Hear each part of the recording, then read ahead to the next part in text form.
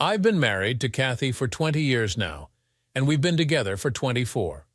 When we first met, everything was perfect. We were young, in love, and life was full of possibilities. But over the years, things have changed, and not for the better. Kathy's always been strong-willed, which I admired at first. She knew what she wanted and wasn't afraid to go after it. But somewhere along the way, that strength turned into something else. Now it feels like every day is a battle. She's constantly criticizing me, berating me for the smallest things. It's like nothing I do is ever good enough for her. At first I tried to brush it off. She's just stressed, I told myself. Work is tough and she's dealing with a lot. But the excuses started to wear thin. The harsh words, the constant nitpicking, it all started to take a toll on me. I found myself dreading coming home, knowing that another argument was just around the corner. I tried to talk to her about it, hoping we could work things out. But every time I brought it up, it turned into another fight. She'd accuse me of being too sensitive, of not being able to handle a strong woman. But it's not about that. I love strong women. I loved her for her strength. But there's a difference between being strong and being cruel. I miss the Kathy I fell in love with, the one who laughed with me, who supported me, who made me feel like I could conquer the world. Now I just feel like I'm constantly walking on eggshells, waiting for the next blow-up. I've thought about leaving more times than I can count, but it's not that simple. We've built a life together. We have a home, memories, shared dreams, and despite everything, I still love her. I remember the good times, and it breaks my heart to think of throwing it all away. But how much more can I take? Every day, I feel myself getting closer to the edge, closer to the point where I just can't do it anymore. I don't want to give up on us, but I don't know how to fix it either. I wish she could see what she's doing to me, to us. I wish she could remember the love we once had and find a way back to it. But right now, that feels like a distant dream, and I'm left wondering how much longer I can hold on. Maybe it's time for a change.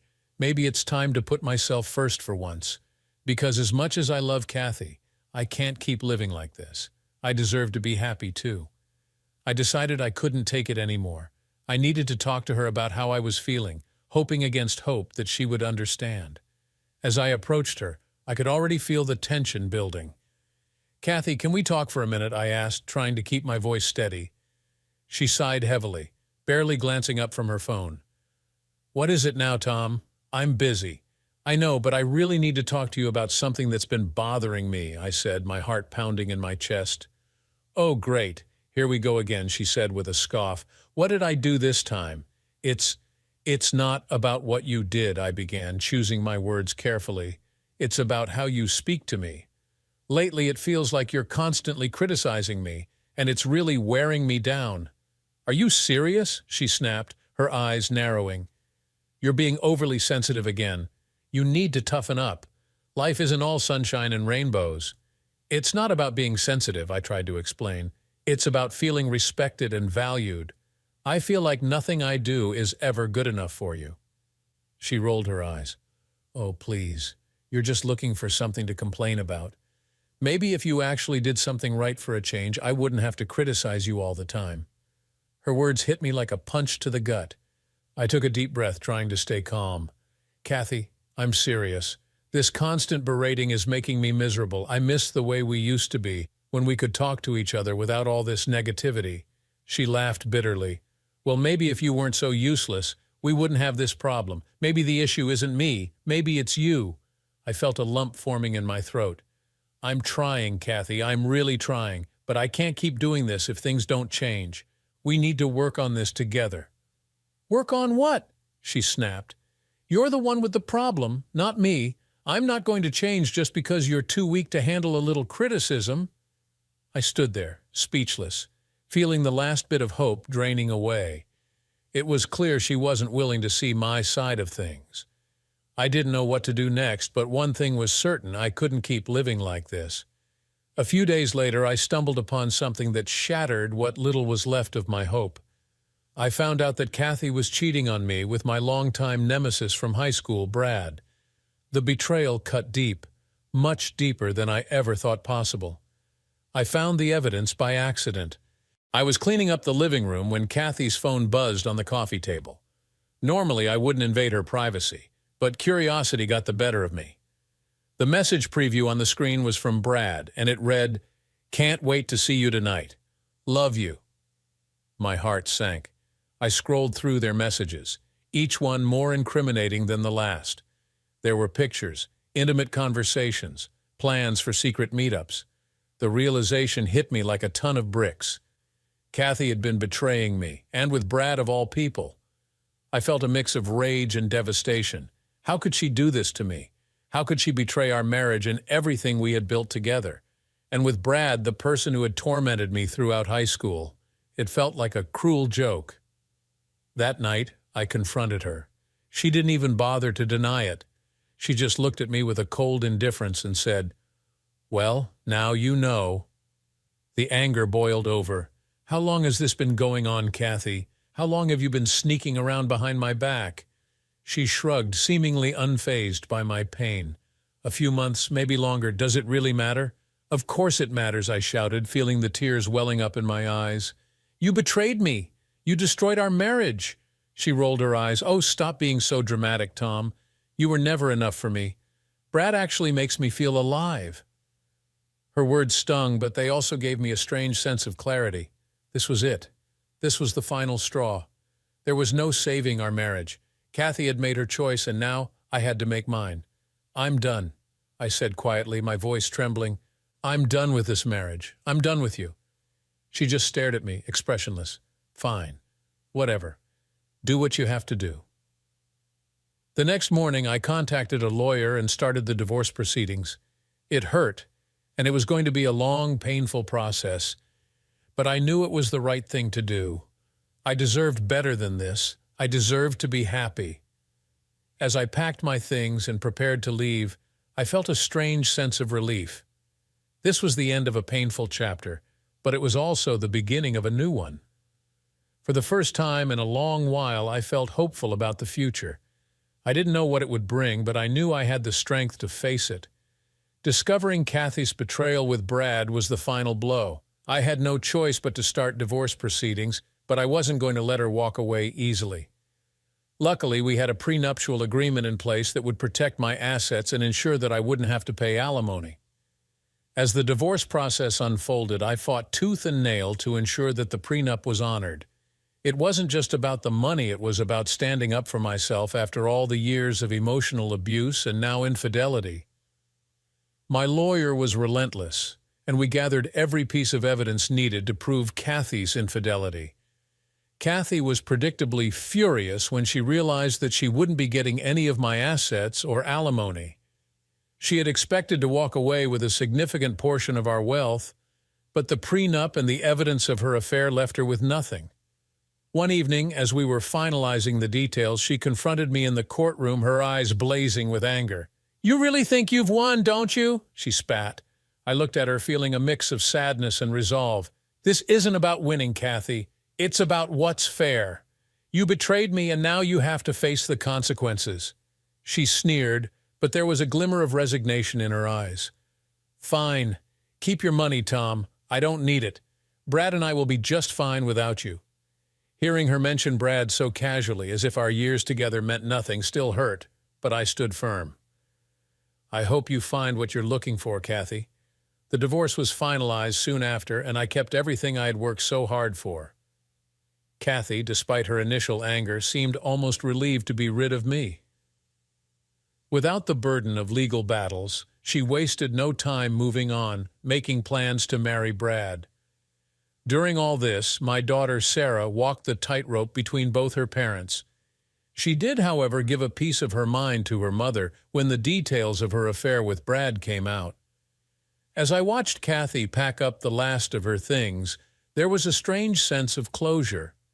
The woman I had loved for so long was gone, replaced by someone I barely recognized. But that was okay. I was ready to move forward, to rebuild my life without the constant negativity and betrayal. Kathy's departure was both a loss and a liberation. There were times I was so happy that Kathy was now out of my life. Had she not cheated, I might have filed for divorce myself. I might have lost more than what I lost now. Good riddance, I must say. There are times when someone wants to steal something from you but does not know that you really wanted to get rid of that same thing. Well, Brad just did that for me. If she becomes half of the demon that she was during my marriage to her, Brad is going to have a really tough life. For me, it was time to start anew and find happiness on my own terms. Life moved on, and I moved ahead. A few months later, they say the sense of smell is the strongest of the five senses. It can bring back memories even from your childhood. The fragrance I smelled when I opened my mailbox wasn't from my childhood, but I recognized it immediately. It brought back memories and turned my mood foul. The fragrance was Christian Dior's Dune. It had been Kathy's favorite for most of our marriage. I knew why I was smelling it. She must have sent me an invitation to her upcoming wedding. What a witch! Like I want to go see her joining her lover in marriage. I already knew that he was joining her in our marital bed. That is why she is now my ex-wife. I rifled through the mail, setting the bills and junk mail to the side until I saw it. Of course, it was an ornate envelope with my name and address hand-calligraphed in deep purple ink. Kathy's favorite color, the color of royalty, she would say when anyone asked her. Royalty, huh? She was no closer to royalty than my dog, which she took in the divorce. Am I bitter? Hell yes, I am. She cheated on me with my lifelong nemesis and took my dog. Taking the dog was the more cruel of the two. I wouldn't even have opened the invitation except that I wanted to know when the wedding was so I could conveniently be out of town. July 23rd at 3:00 p.m. I'm sure I could find somewhere else to be. I looked at the name of the place where the ceremony was going to be held. I couldn't believe she was actually getting remarried in a church, not just any church, but the most prestigious and pompous church in the city. How could she even think of getting married in a church after she cheated on me? Oh, but her new husband, Toby, was rich, so I guess only the best for her. I ceremoniously threw the invitation into the wastebasket. I had been in a great mood before I came home. Now my mood was sour. It had been a good day at work. One of the newer office staff, Julia, had stopped by my cubicle and we flirted a little. At least I hope she was flirting and not just being nice. This last year and a half had been a tough one, but her attention really boosted my ego and lifted my spirits. I thought about my ex-wife. We had had 24 years together, 20 as husband and wife. I grabbed a beer out of the fridge, turned on the TV, and plopped down on the couch. I'm not sure how long I was sitting there, but it must have been a while. When I went to take the last swig of beer from the bottle, the beer was warm. I looked at the bottle and was contemplating grabbing another one when my phone rang. It was my daughter, Sarah. "Hello, Pooh Bear," I said. "Hey, Dad, how are you doing?" "Well, I was doing great until I got home and grabbed the mail. So you must have gotten the invitation today, too," she stated. "Yeah, can you believe it? Sorry, Dad. I told her she shouldn't send you one, but she insisted, saying, 'Hez got to get over it. He can come to the wedding if for no other reason than to see his daughter as a bridesmaid.' Well, I have no intention of going. I already threw the invitation into the trash where it can join her." "Dad, would you reconsider?" "Honey, I'm planning on being out of town that weekend," I declared. "Dad, I really want you to be there. I will need you there for support. You know I don't really want to be in the wedding, but she made me feel guilty. She wanted me to be the maid of honor, but I told her no way. Sarah, you don't need my support. Brent will be there to support you. Dad, what are you going to do next year when Brent and I get married?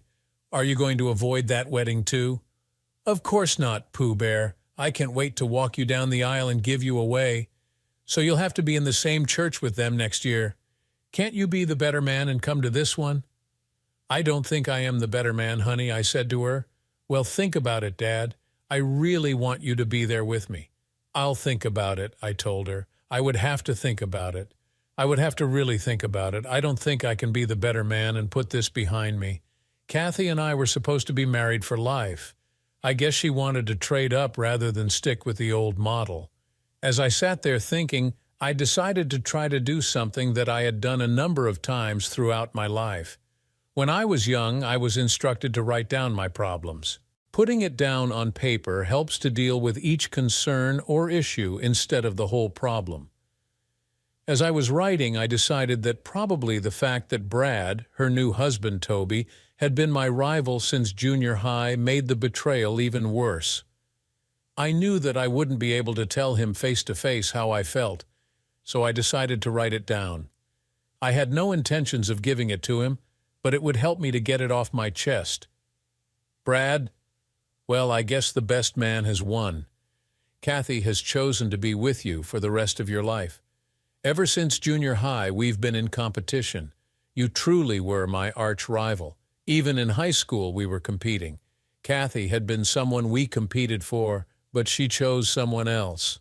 Later, while you were at college, she chose me. But I guess even after all these years, you couldn't stand that Kathy had married me. One would think that you would have gotten past it. But no, you had to pursue her just because she was mine?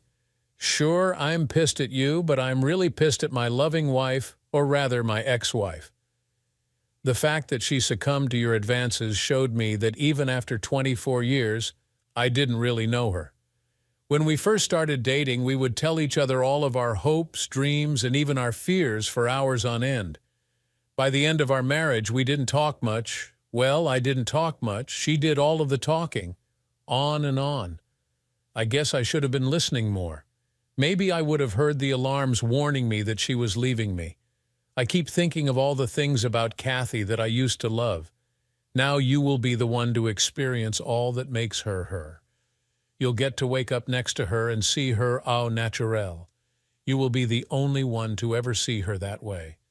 No makeup, hair in the morning, bedhead style, and the morning breath. She'll immediately go to the bathroom to brush both her hair and her teeth, as well as put on layers of makeup. You may want to get into the bathroom before her, or else you'll be waiting an hour. After I had written those words, I set the pages down and decided to go out to the bar to take my mind off my problems. I'm a little ashamed to say that I had to get an Uber to take me home because I was too drunk to drive. The next day was Saturday, so I slept off my hangover. In fact, I didn't get out of bed until 2:00. I just couldn't find a reason to get up before then. The smell of my body sweating out the alcohol finally made me get up for no other reason than to take a shower and grab a bite to eat. I felt better after my shower, so I decided to grab a burger at the pub. I had to Uber back to get my car anyway. The burger helped, as well as a little hair of the dog that bit me. That next week I was still down. Julia had noticed and asked me what was wrong. I told her, issues with my ex. She hadn't worked there when all of my troubles started, so she didn't know the whole story. Tom, she said, let's go grab a bite to eat after work. I hate seeing you so glum. I'd hate to have my sour mood rub off on such a happy person, I told her. Nonsense. Maybe I'm just what you need to get you out of your funk. There at Washer flirting again, or was it totally innocent? I've been out of the game for so long I couldn't be sure of anything. Well, dinner was nice. We sat and talked. She asked me about what had happened with Kathy. She could tell by the emotional answers I was giving that I still harbored a lot of hate for my ex and her lover. I apologized for going on about all my issues and asked her about her relationships. She told me about her marriage to a drunk, and then a long-term relationship 6 years with a guy that decided he didn't want to ever get married. She struggled with that. Did he not love her? Did he want to play the field? She wanted to have children but couldn't see having them without being married. She needed commitment, an assurance that he was going to be there for the long haul.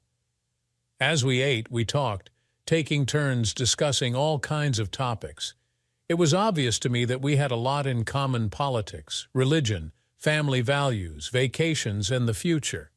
At the end of our meal, we made our way out to the parking lot. Then, without notice, she stepped right up to me and gave me a hug. I was stunned and thought to myself, who is this young woman that could show such concern for me? As she walked toward her car, I just looked at her. She had to be 10 years younger than me, at least a short, petite Latina woman that always seemed to have a smile on her face. I really wanted to learn more of her story. We would have to do this again soon. Julia had certainly changed my mood. As I drove to the apartment, I was smiling and singing along with the Radio Some country song that I had heard a number of times before. When I walked into my living room, I saw the letter I had started. My smile went away, but my mood was definitely better than when I had started the letter. Having a young woman care enough to try to cheer me up definitely helped me to have a new perspective on life. I sat down and picked up the paper and thought about my ex-wife. Our relationship wasn't perfect, no one's is. Just ask any couple that has been married for any length of time. There are things that your mate does that, if you focused on them, would drive you crazy. You learn to ignore those things, or at least learn to live with them. That made me think about the dinner with Julia. I compared Julia to Kathy. There was something different. Then it dawned on me I knew what was different. It was the clink, clink, clink of Kathy's fork touching her plate.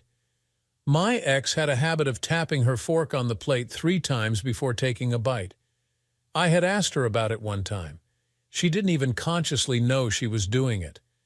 When she took a minute to think about it, she came up with a reason why she did it. To ensure all the food is securely on my fork so I don't spill it on my blouse. I guess that's a good reason, and I learned to live with it. I even learned to ignore it. One thing I do know, I'll not miss eating with her. I put pen to paper and started writing again. When we were first married, I found it cute the way she always touched her fork 3 times to her plate before she eats each bite of food. I have to admit, though, it did really annoy me towards the end.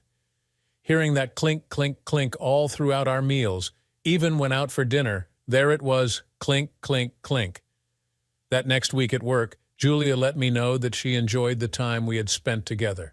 Being polite, I said, "So did I. We will have to do that again."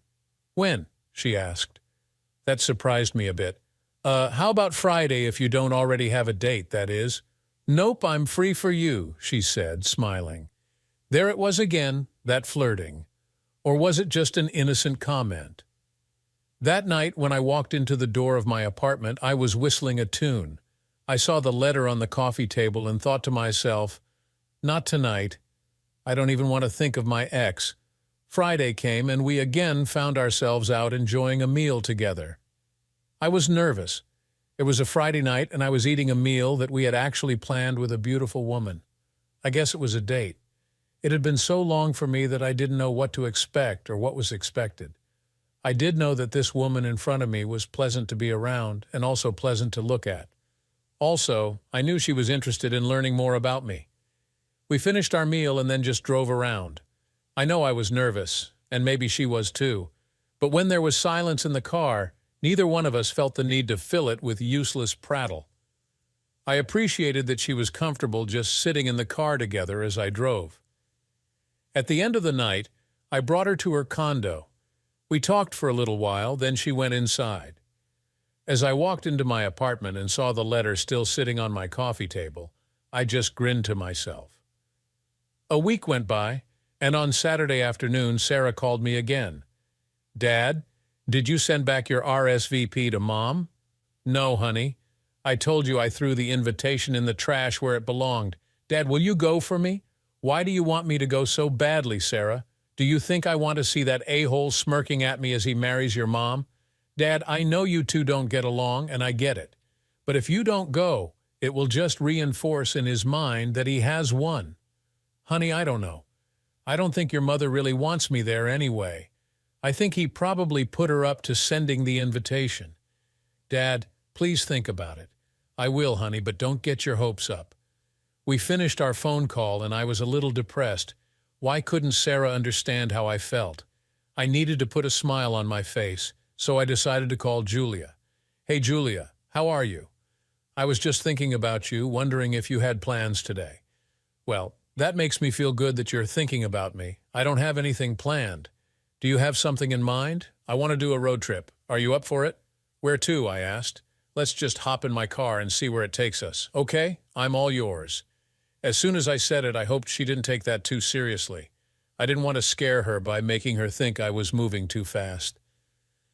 We ended up driving through the countryside, looking at the wonderful world around us. We traveled some high mountain roads where the views were breathtaking. We stopped at a scenic overlook and walked up to get the best view. The wind was a little chilly, so I put my arm around her to share my warmth. She looked up at me, and I looked down into her eyes and kissed her.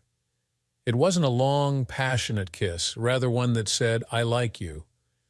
It was the first time we kissed. I had been hesitant to do anything. I didn't want to scare this lovely woman away, and also it had been almost 3 decades since I had kissed anyone other than my ex. She smiled and hugged me back. That was a good sign. We walked arm in arm. Over the last few weeks, we had talked about our past relationships. She had married in her early 20s a drunk that had become abusive. Luckily, she said, I saw early on that he wouldn't give up drinking, so I made a conscious decision not to have any children with him.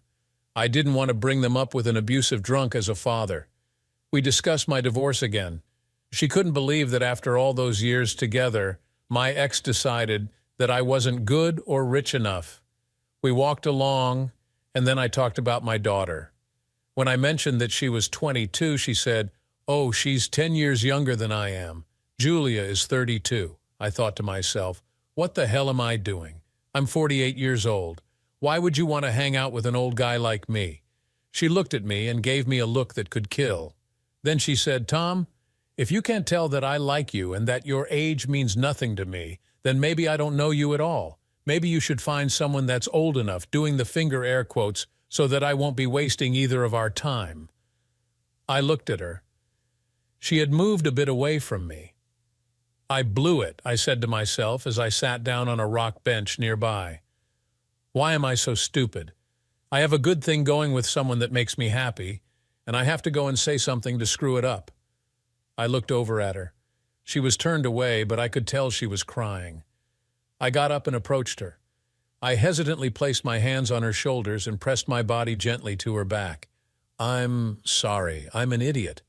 I guess I just can't believe a gorgeous woman would want to spend time with me. I'm not movie star handsome, far from it. I'm barely average. She turned her head slightly, and I could see the tears still streaming down her face. Julia, I know it is early in our relationship, but I'm developing strong feelings for you. I guess I was just trying to guard against getting my heart broken again. She turned around and looked at me. You don't think I'm scared? My ex-husband was an abusive drunk. He wasn't like that before I married him. At least, I didn't see it then. I was in a relationship with a guy that wouldn't commit. I think you are different, and I thought we were creating something special. I am not into one-night stands. Having a relationship with someone that I like and care for is what I've been searching for.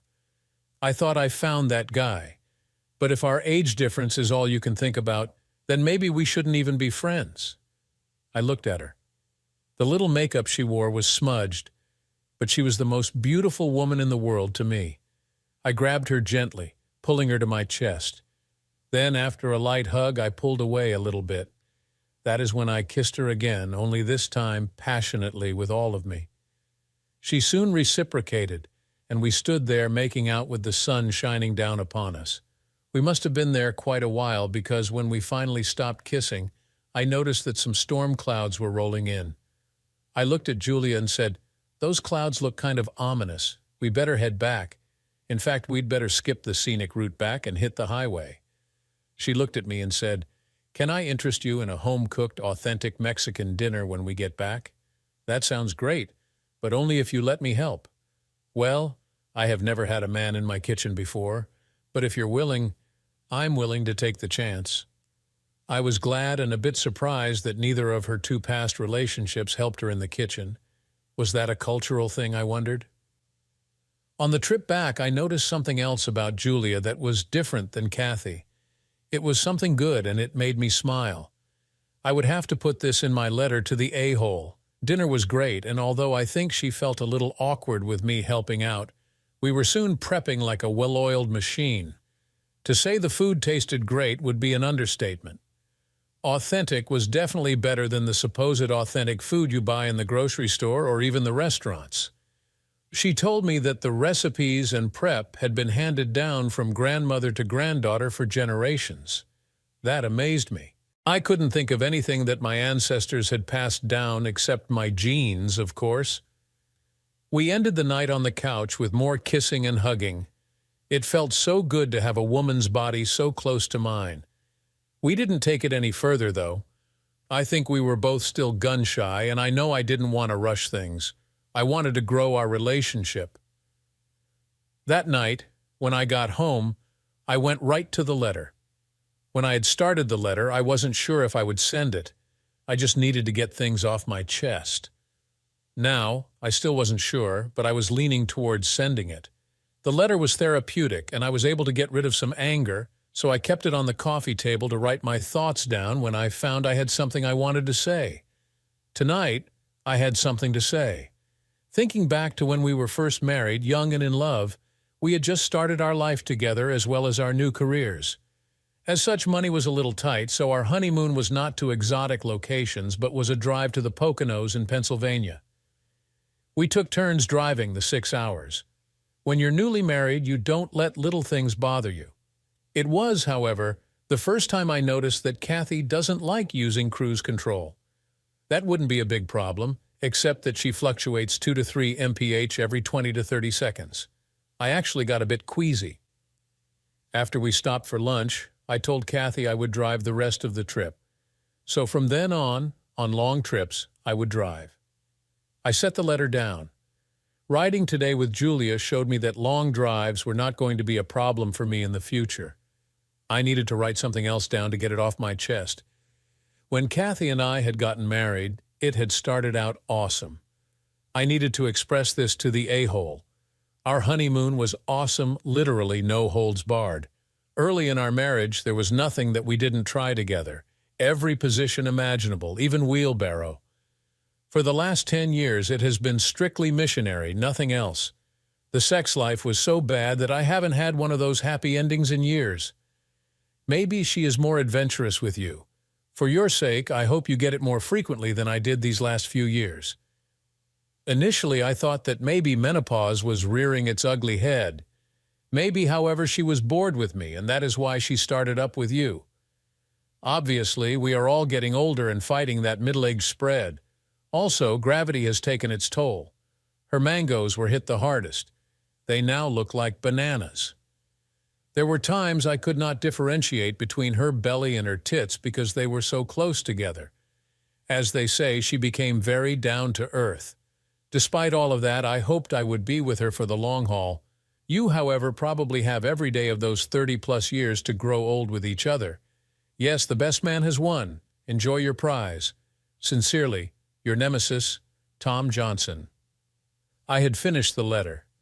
I could write pages of the little things that got on my nerves, things that I had learned to live with. However, I was done looking back, ready to look toward my future with Julia. Early the next morning, I called Julia. She answered, "Well, hello, do you miss me already?" Yes, I do," I said with a smile on my face. "I was wondering if you had plans on the long 4th of July weekend. It was 2 weeks away, but I wanted to do something special." "No, what do you have in mind?" "Well, I don't want to sound like I'm rushing our relationship, but would you like to go away for a few days? I thought we could go down to Virginia Beach." Then, not wanting to put pressure on her, I quickly said, "We can get 2 hotel rooms. I don't want to make you uncomfortable." She responded in a way that surprised me and showed me that she cared. "I won't feel uncomfortable, but I am concerned that you may not be ready. Your divorce still seems to be a little raw for you." "Oh, I'm ready," I said, and then, not wanting to sound like a lecher, I said, "I know I was depressed for a while there. As you know, I had just gotten the invitation to my ex-wedding ceremony. It brought up a lot of resentment that I was still harboring. You, thankfully, have turned that around. I thought after yesterday you may be ready to move forward," she suggested. "Yesterday was great. These past weeks I was afraid that I might be moving too fast. It's been years, and I don't enter relationships lightly. Nor do I, Tom. You, however, are a person that I feel very comfortable with, and I know you are a good person." Then, feeling courageous, I said, "Well, I am good even when I'm bad." I said it in a semi-joking, lecherous tone. She laughed. "I'll have to keep my eye on you then. I really enjoyed the banter." It showed me that we had moved past the on my best behavior stage of our relationship. We made plans to meet for lunch, and I hung up the phone with a huge smile on my face. I immediately went online and booked 1 room with 2 queen beds on to play on and 1 to sleep on. I guess I am a lecher. That next week, Sarah called again. "Dad, Mom says you're not coming to her wedding. She said she hasn't gotten your RSVP yet. Dad, I really wish you would go for me. Sarah, honey, what would I need to be there for? It isn't your wedding. I want to dance with my father. How could I get out of this without disappointing my daughter? Honey, I'll be able to dance with you next year when you get married. What's it going to hurt for you to come for a few hours? She whined. I'd feel like everyone would be looking at me with pity. There's the ex-husband she dropped to marry this guy. I can't believe he's here. Oh, Dad, they would not. I think they would, dear, so bring a date then. Show them you've moved on. Well, see, I replied. Dad, the wedding is about a month away, please, she pleaded. Well, see, that's the best that I can do right now. I changed the subject, and we talked about other things in her life. She sure was a busy girl, burning the candle at 5 ends. Later in the week, Julia stopped by my apartment with Chinese food. She said, Surprise, I thought I'd spend the evening with my favorite guy. Of course, I invited her in. She set the food on the table and asked, Do you want to eat it out of the containers or should we use plates? I liked that a girl that was down to earth, willing to eat out of Togo containers. Not wanting to sound uncivilized, though, I said, I'm sure I've got at least 2 clean plates around here somewhere. Let's sit at the table to eat. I'm okay either way, she said. I grabbed the plates and silverware, and we sat down to eat and talk. While we were eating, she slipped her shoes off and started rubbing her foot up and down my leg. I looked at her and said, It appears the Kung Pao chicken isn't the only thing that is hot tonight. She just looked at me with a fake, innocent look and said, I don't know what you're talking about. I just smiled as she kept on rubbing my leg with her foot. After dinner, we went into the living room and sat on the couch. We focused on each other as we started making out. She pulled away and said, I have to visit the bathroom, but don't you forget where we left off. Wow, what a woman. She wasn't gone for long, but while she was gone, I went into the kitchen. I was just about to pour us a couple of glasses of wine when I asked her, White or red? I'd rather have a bottle of beer, was her reply. Wow, what a woman. I grabbed a couple of beers and headed back into the living room. As I rounded the corner, I stopped. She was intently reading my letter to the a-hole. She looked up at me with a guilty look on her face, saying, I'm sorry, I shouldn't have just started reading your stuff. I'm sorry. I feel terrible. How could I be mad at that gorgeous face when it was obvious she was truly sorry? Also, she felt comfortable enough around me to pick it up in the first place. It had been sitting there on the table where I left it. Let me explain. You don't have to, she said. I shouldn't have been so nosy. Julia, it's okay that you've read it. I wrote it to help to get it off my chest. It is written to the a-hole that is marrying my ex-wife. I started writing it when I got the invitation. This is cheaper than therapy. I just think of things from time to time and add to the letter. I probably won't send it, but it helps me to think that I'm writing it to him. I can see that, she said. It looks like you're working your way through the pain. What you wrote was interesting, though. I blushed, remembering that my entry included descriptions of our sex life. Yeah, I was just remembering life with my ex. I was probably a little cruel there at the end of it. Tom, it's how you feel, and if it helps you get past it, then what's the harm? Wow, what a woman. Julia, you are just what the doctor ordered. I sat back down next to her, took the letter from her hand, laid it back on the coffee table, and kissed her passionately. I pulled my face away from her lips and looked at her. What? Are you upset that I removed your impediment? I smiled and said, Now where were we? We spent the rest of the evening on the couch making love. Leading up to our long weekend, we got together most nights or talked on the phone. We were learning so much about one another. On the Thursday before the holiday weekend, I got a call from Sarah. Dad, I'm calling to make another plea. Will you go to the wedding? I was getting a little perturbed, even though she was my daughter. Sarah, is your mother putting you up to this? No, Dad. To be honest, I think she would rather you didn't come. She doesn't want a scene, but Brad keeps pushing. Why would she think I would make a scene? I retorted. Because he has been your rival since you were in school, she explained. So then why do you want me to go so bad? Do you want me to make a scene? I accused. No, Dad. I want you to show Mom and Brad that you were the bigger man. I think it would be good for you. Maybe force you to deal with it and move on. My daughter wanted me to move on. I had already moved on. My relationship with Julia was already to the point that we were exclusive and we committed to each other. Honey, I'm fine. I've already moved on. Let the a-hole have her and put up with her.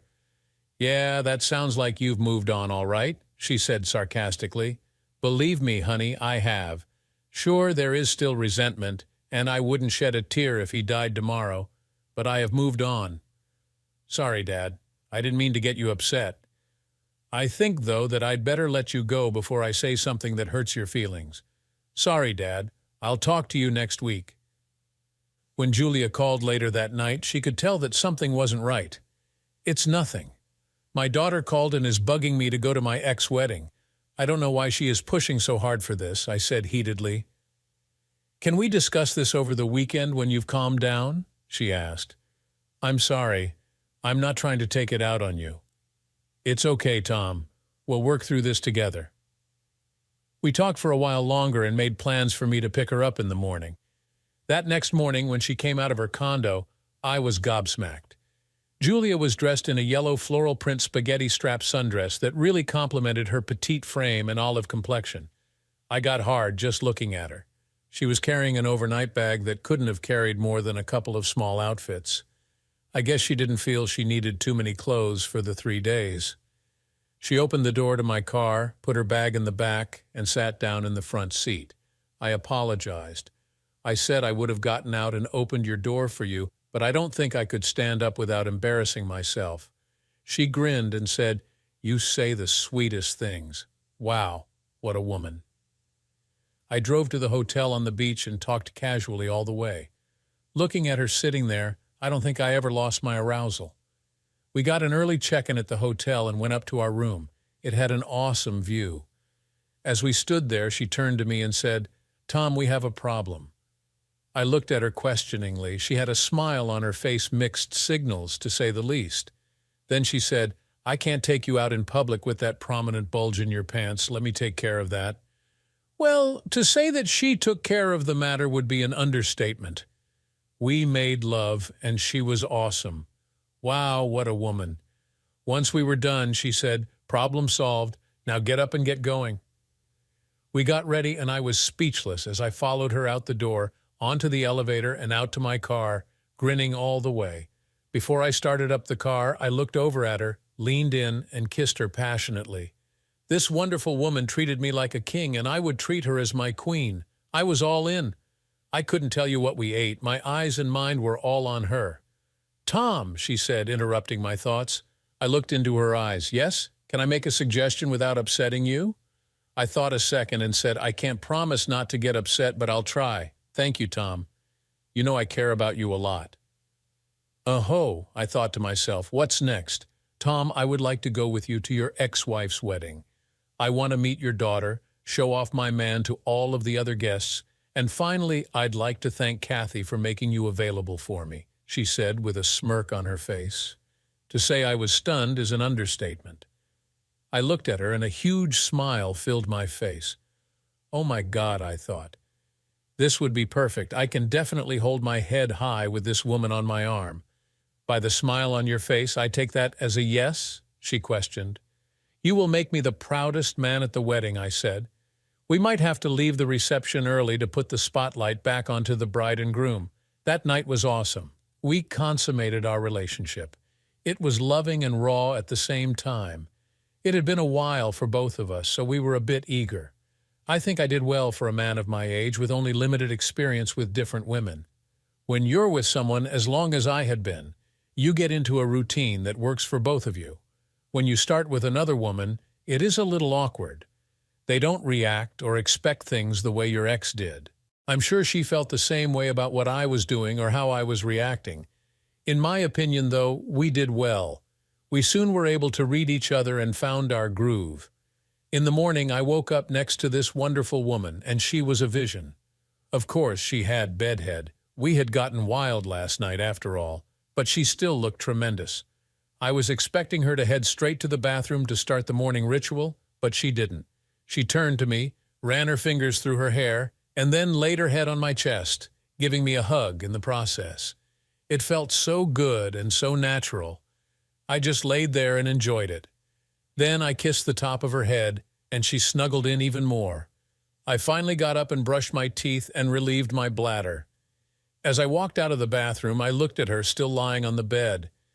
I wish I could have taken a picture, but I'm sure that I won't need it to remember that vision. I will remember it for the rest of my life. She noticed me standing there looking at her, and she pulled a pillow over her face. That's when I said something that I don't believe I ever said to my ex. Why would you hide such a stunning beauty behind a pillow? She rolled over and buried her face into the pile of pillows. Her naked backside was fully in view. Then I said, "There is a stunning, beautiful behind." She wiggled her hips, and then I heard a muffled laugh from under the pillows. I quickly got back on the bed and laid beside her, caressing her back and butt. She pulled her head up and gave me a deep kiss. I had brushed my teeth, but she hadn't yet. There was no horrible morning breath. We lay there for a little while, caressing each other. Nothing sexual, just sensual. When we finally got out of bed, it was after 10:00. She went into the bathroom and closed the door. I called out to her, "Do you want me to make a reservation for lunch?" "Lunch," she called back. "I'm hungry for breakfast. Give me a few and I'll be ready." I was shocked, to say the least. Kathy would take an hour. 5 minutes later, she came out of the bathroom with her hair combed and just a touch of makeup on. She truly was a stunning beauty. She went to her clothes and picked out a few things, placing them on the bed. She bent down and put on her panties. There was that other stunning beauty again, so I said, "That is a wonderful view." She turned to me and said, "I'm glad you like it. It's been with me all my life." I laughed. She is so quick with just the right quip. We spent the day walking the beach, visiting shops, enjoying local restaurants and each other. At dinner, we were sitting in a romantic Italian restaurant, enjoying the meal and our conversation. She got quiet, which caught my attention. She whispered, "When we get back to the hotel, I want to try that wheelbarrow position you wrote about." My eyes got wide and a huge smile came to my face. "We can try anything you want," I replied. She just looked at me with those beautiful brown eyes, and I knew I was probably in over my head. Well, that night we did try wheelbarrow and many others. It was our night to experiment. She took me a little out of my comfort zone. We did so many things with her, telling me what she liked and what she wanted. I was eager to please her, though. By the end of the weekend, we were so comfortable with each other, both emotionally as well as physically, that we didn't even bother watching the fireworks. We made our own. Our relationship had hit a milestone. We were a couple. We both knew that this was for real, and were both looking forward to experiencing life together. That week, my daughter called me again. "Dad, the wedding is in 15 days. I am asking, no begging you to be the better man and say yes to going." I hemmed and hawed a little, making my daughter squirm a little on the other end of the line. Then I said, "Okay, but under one condition." "Great, what is it?" "I will have a +1 that you are going to have to meet and accept because she will probably be your stepmom." "What?" "Yep, I believe I'm in love." "How long have you been dating?" "Only a little while, but we both care deeply for each other," I declared. "I can't wait to meet her," she said. "I knew you would find someone." The day of the wedding came. I picked Julia up from her condo. She looked remarkable. She was dressed in a conservative yet somehow sexy dress that accentuated her every curve and enhanced her natural beauty. Again, just a little makeup on her eyes that made her deep brown eyes stand out. It was hard not to look at them. I drove to the church and we decided to sit toward the back. After all, I didn't want to upstage the bride on her special day. 3 days before, I had mailed out the letter to Brad. Yeah, it had been therapeutic for me to write it down, and I probably shouldn't have mailed it, but he was my nemesis after all. We were sitting in the pew, and he must have heard I was there. I saw him looking around for me. We caught eyes, and he headed toward me, I'm sure so he could gloat. As he walked up, he saw my date and nearly stumbled. Julia was so extraordinary that he knew the best man had won. Later, as he stood up front, ready to take the plunge, he had a look on his face that said, "Am I making a mistake?" Well, that feeling of his did not take long to materialize. Initially, I heard bits and pieces about their relationship through mutual acquaintances. Part of me wondered if Kathy would be different with Brad, but another part knew that her behavior wouldn't change so easily. A few months into their marriage, I started hearing rumors about their constant fighting. It seemed that the same patterns that had plagued our relationship were now present in theirs, only worse. Kathy was actually beating him up, both verbally and physically. Brad, who had once seemed so confident and composed, began to look worn down and defeated. Then one day I got a call from my daughter.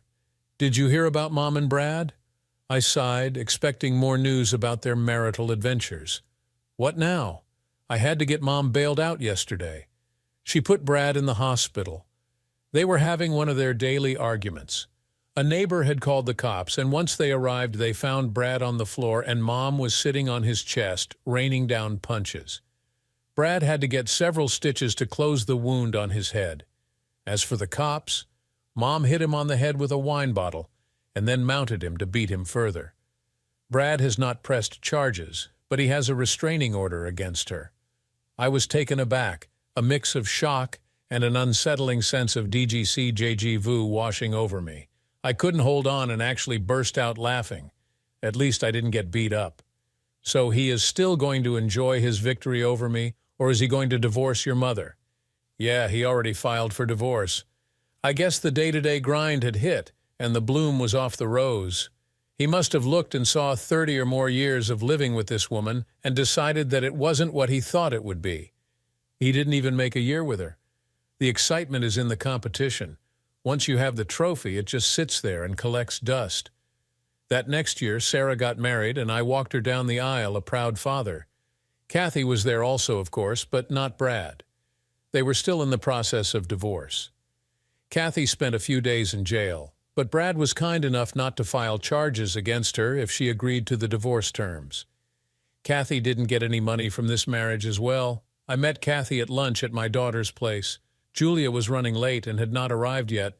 Meanwhile, Kathy walked up to me. She looked like hell. "Hey, Tom, can I talk to you for a second?" she started. Before I could say no, she continued, "I made a mistake giving up a quarter-century of love and caring for a pipe dream. Brad just kept finding fault with everything I did. Nothing was right or good enough. He even made me get surgery to try to firm up my breasts and take that mole off. It just seemed like he was never happy. Tom, I'm sorry. Is there any way I could make it up to you and we could start over?" I guess my letter did have an impact on Brad. I looked at Kathy and said, "So finally someone found faults in the holier than thou. That is called karma. As for getting back with you, ever since you left me, I have had a wonderful life, no nagging, no finding faults in me, no bickering, no constant yapping, and no yelling at me. Do you really think that I would give up my peace of mind and get back with you? Hell no." I started walking away, and then Julia came and joined me. I held her hand. "This is Julia, my fiancée. We are getting married next month." Then we all had our lunch, and Kathy never spoke a word. A month later, I got married. No, I did not send Kathy any invitation. I no longer had the need to be vindictive. Did I feel sorry for her? No. She made her bed, she had to lie in it. Just because I shoveled a little into that bed doesn't mean she didn't deserve it. Thanks for tuning in to hear Tom's journey from betrayal to a new beginning. What would you have done if you were in Tom's shoes? Share your thoughts in the comments below. Don't forget to like, share, and subscribe. My name's Jack Brown. I'm 36. I was married to my stunning wife for 8 years. She's 34, but looks like she's 28. We didn't have kids, though I was ready she wasn't. She kept saying soon, Jack, soon. Our intimate life was great, but I cherished the kisses and hugs the most. I always tried to be close to her, feeling peaceful and loved when I held her. She was always responsive, always available. I was happy. I thought she was too. My mistake was trusting her. Her name is Emily. My love turned into a blinding hate, and then a cold, empty void. They say the opposite of love is indifference, but that's not true for me. My love became a dull, bone-chilling rage. My soul is dead, it'll never recover. If she was on fire, I'd sit with a drink in hand and watch her burn, but I wouldn't waste a drop of water to put it out. You're probably wondering what happened to turn a kind, loving man into a vengeful machine. It all started at the previous year's company holiday party. Emily always dressed too provocatively for these parties. I didn't mind too much when she dressed like that. Men paid her a lot of attention. I was flattered that the most desirable woman in the room was mine. She wore a dress that didn't leave much to the imagination. I was married to a woman who looked like a walking dream. I wondered who she was trying to impress. Usually I'm not a jealous guy, but what's mine is mine, and as long as there was no doubt about that, we were okay. I told Emily before we left that a lot of men would be hitting on her, and I trusted her to not let anything happen that would be disrespectful to herself or me. I'm not a man who tolerates disrespect. My martial arts partners call me the Crusher for a reason. They all know I can be a mean son of a bitch. Emily never saw that part of me, and I prayed she never would. I had an uneasy feeling before we left the house. I guess you could call it a premonition. "Why are you looking like your dog just died, Jack? Don't you want to go to the party?" She said, giving me her sexiest smile. That smile always made my body respond. "To tell you the truth, babe, I'd rather skip the party this year," I said, hoping she'd agree with me. "Why, honey? I thought you always had fun at these parties," she said as she put on a pair of sheer black stockings. "Don't be such a party pooper. We don't get out dancing much. I really need to let my hair down and have some fun. I'm almost finished dressing. Come on, let's go." She sounded irritated at my hesitation. Something wasn't right. She was too excited about that damn party. It's just that last year the party got too wild for my taste. There was a lot of butt grabbing going on. People started drinking and acting stupid. Crowds make me nervous since Matt became vice president of the company. He's hit on every woman in the office, and there's a rumor he's had flings with several of them. I almost knocked him on his ass last year. I didn't like how he was always buzzing around you, and I surely didn't like how he danced with you. Matt's the president's nephew, a slimy piece of shit who thinks the sun rises and sets in his ass. He's married with 2 kids. I felt sorry for his wife. She deserves a better man than that punk. I've often seen him flirt with numerous women in a way that humiliated her at previous parties. She's refused to come with him for the past couple of years. She's a real lady and good-looking too. I couldn't imagine why she stayed with the pompous clown. He's just a big flirt. I can handle him. Never forget that I'm proud to be your woman. I love you more than life, you know that, don't you? There's no need for you to be worried. Sure, he's tall, rich, and handsome, but he'll never be the man you are. You're my baby, and you always will be. I didn't like her description of the creep, but I shrugged it off. Emily never gave me a reason to doubt her loyalty. Love is truly blind. I could see my fate was sealed. There would be no change in her mind. Sometimes a man has to give an inch to gain a mile.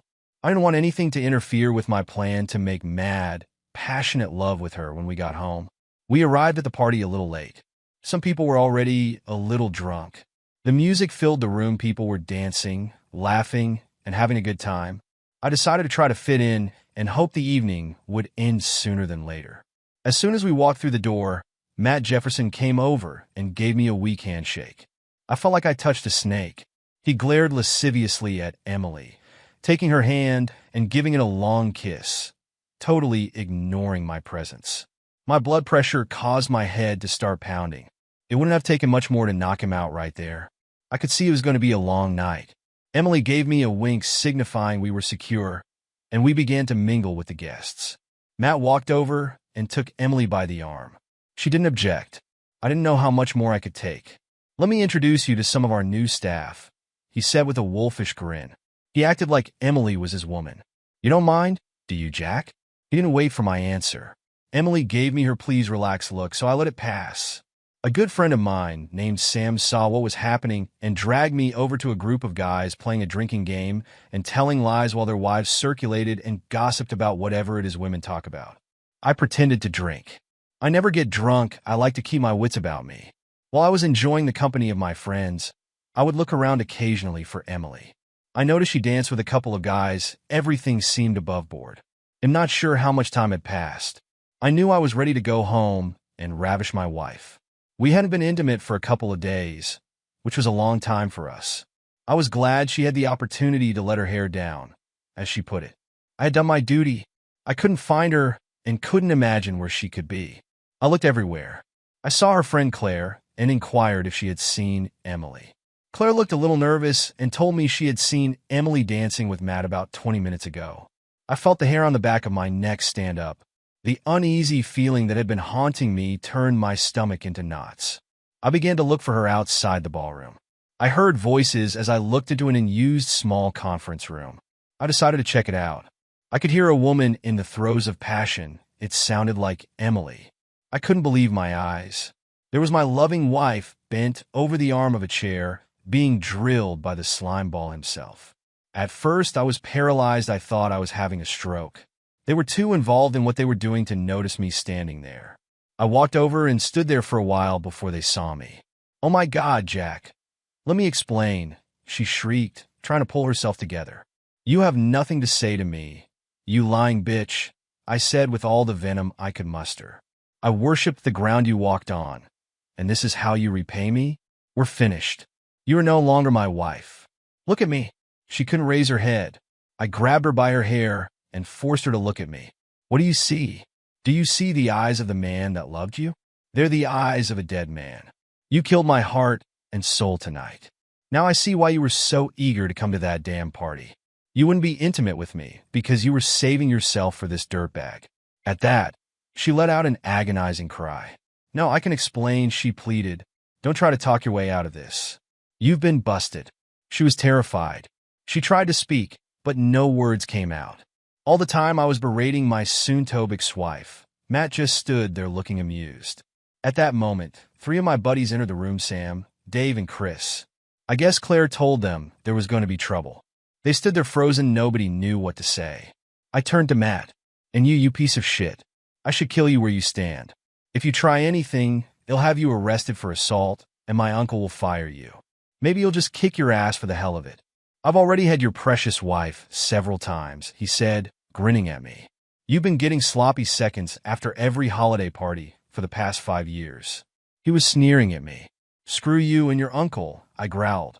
I decided to not only humiliate him, but I was going to make him suffer, and Emily too. He was a few inches taller than me, not that it mattered. I was ready for a fight. The prick had no idea what I was capable of. I allowed my anger to dull the pain as I looked at the woman I would have gladly given my life for. We both knew what she had done was unforgivable. There could be no excuses or forgiveness. Our life together was over. As badly as I wanted to kill him, she wasn't worth spending the next 25 years in prison. "Your ass is mine. You'll pay for your disrespect," I said, looking him in the eye. I wasn't reacting as he expected. I was blocking his exit deliberately. I could see the indecision on his face. He decided to bluff his way out and push me out of the way. That was a big mistake. I easily avoided his hand and gave him a quick shot to his gut. When he doubled over, I grabbed him around his neck and began slapping him with the palm of my hand. The first slap stunned him and twisted his head around as he hit the floor. I lost count of how many times I slapped the now defenseless, whimpering garbage on the floor. All right, please, enough. No more, please, no more," he begged like the coward he was. "Not nearly enough, scumsucker. You'll live to regret deciding to screw my wife. You took what was mine. When I'm finished, you'll be divorced and disgraced. I'm going to sue you for alienation of affection. Then I'm going to sue the company for your misconduct on company time. It'll be rich, and you'll be screwed. You messed with the wrong man. Hear me good, the wrong man. If a man's voice can sound murderous, mine did." 2 police officers entered the room. I looked at Emily. "I didn't forget about you. You gave up a good man and your marriage for this crying piece of shit. You deserve each other." He attacked me. "Arrest him, he's crazy," Matt yelled at the cops. They understood what was happening. "It was self-defense, officer," said Sam. "Jack caught him with his wife. He tried to attack Jack." "Is that right?" the cop asked the other 2 men. "Absolutely, officer," said Dave. "Jack was defending himself," added Chris. "They're lying. He assaulted me," pleaded Matt, close to hysterical. The cops looked at Emily. She appeared to be in shock. Her lips moved, but no words came out. "Are you all right, lady? Did you see what happened?" She just sat there crying with her hands on her face. I felt no pity for her. The love I had for her was compressed somewhere in the back of my mind. "Do you want to press charges against this man?" the sergeant said, pointing at Matt.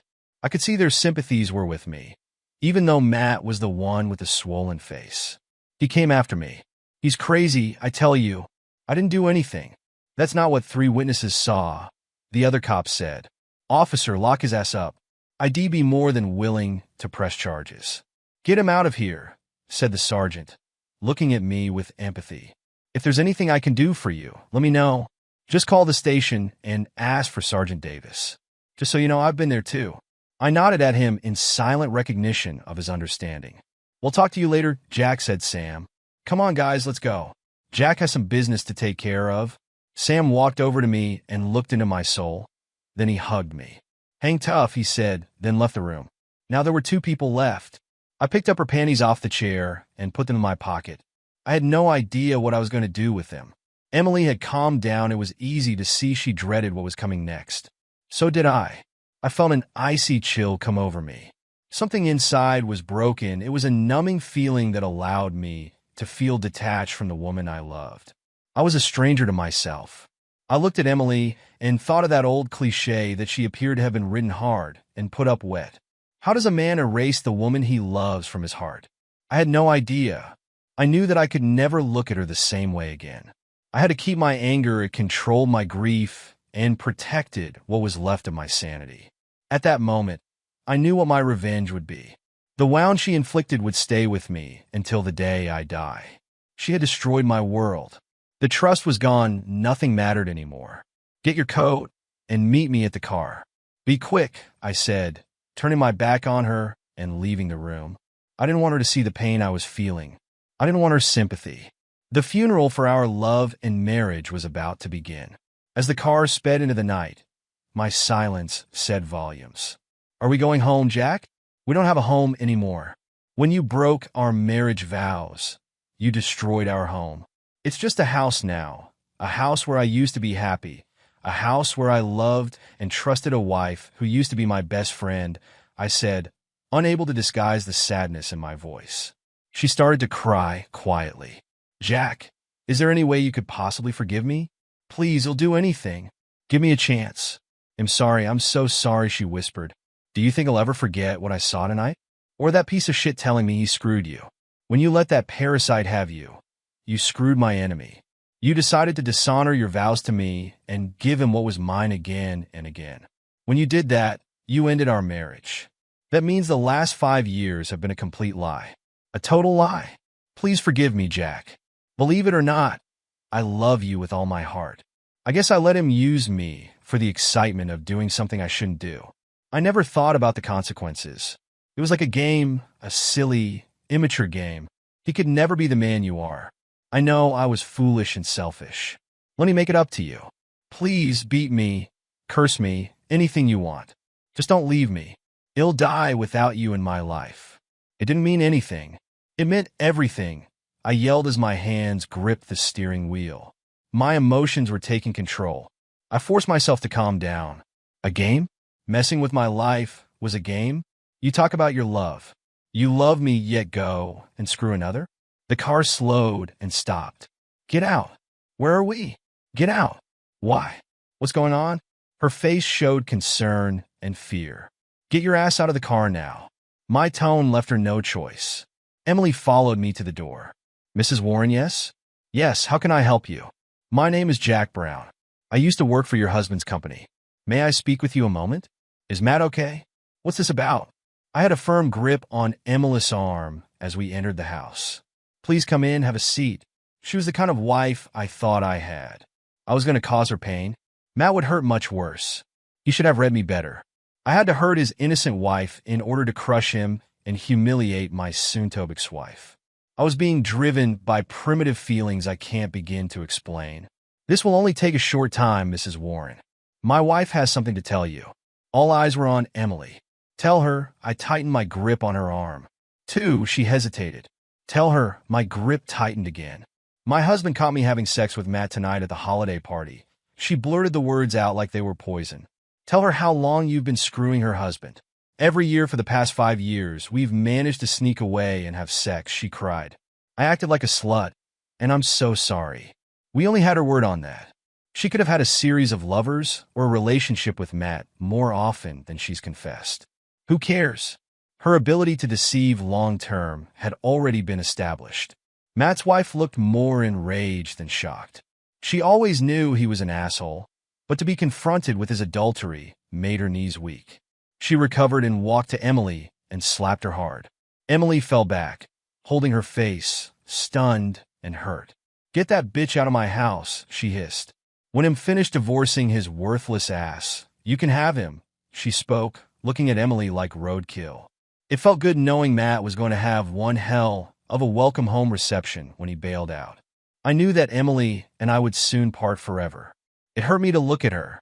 I never could have imagined the day would come when my beloved wife would need my protection and I would not give it to her. Well, shit happens. We were getting close to her sister's house. "We will be divorced," I said without looking at her. "The house will be sold, and I will take 70 of the equity. We'll divide our investments equally and keep our own pensions. If you don't contest the divorce, I will not use adultery against you, which would include the testimony of at least a dozen people who were aware of what you were doing over the past 5 years. I'm sure my 3 friends would be happy to drive a nail into your coffin. They were there when I kicked the shit out of Loverboy. I will then mail the transcript to every friend and relative you have, exposing you for the whore you are to everyone. It's up to you. There's nothing I can do, Jack. Nothing." She looked defeated, helpless, and desperate. "You already know the answer to that question, don't you? My revenge against you will last a long time, maybe forever. What are you going to do to me? I know you. You're basically a good woman whose lapse in character has cost both of us a terrible price. I believe that you love me, but it doesn't matter. For the most part, you've been a good wife whose selfishness has ruined several lives. You're also self-centered and manipulative. I guess I chose not to deal with that part of you throughout our marriage.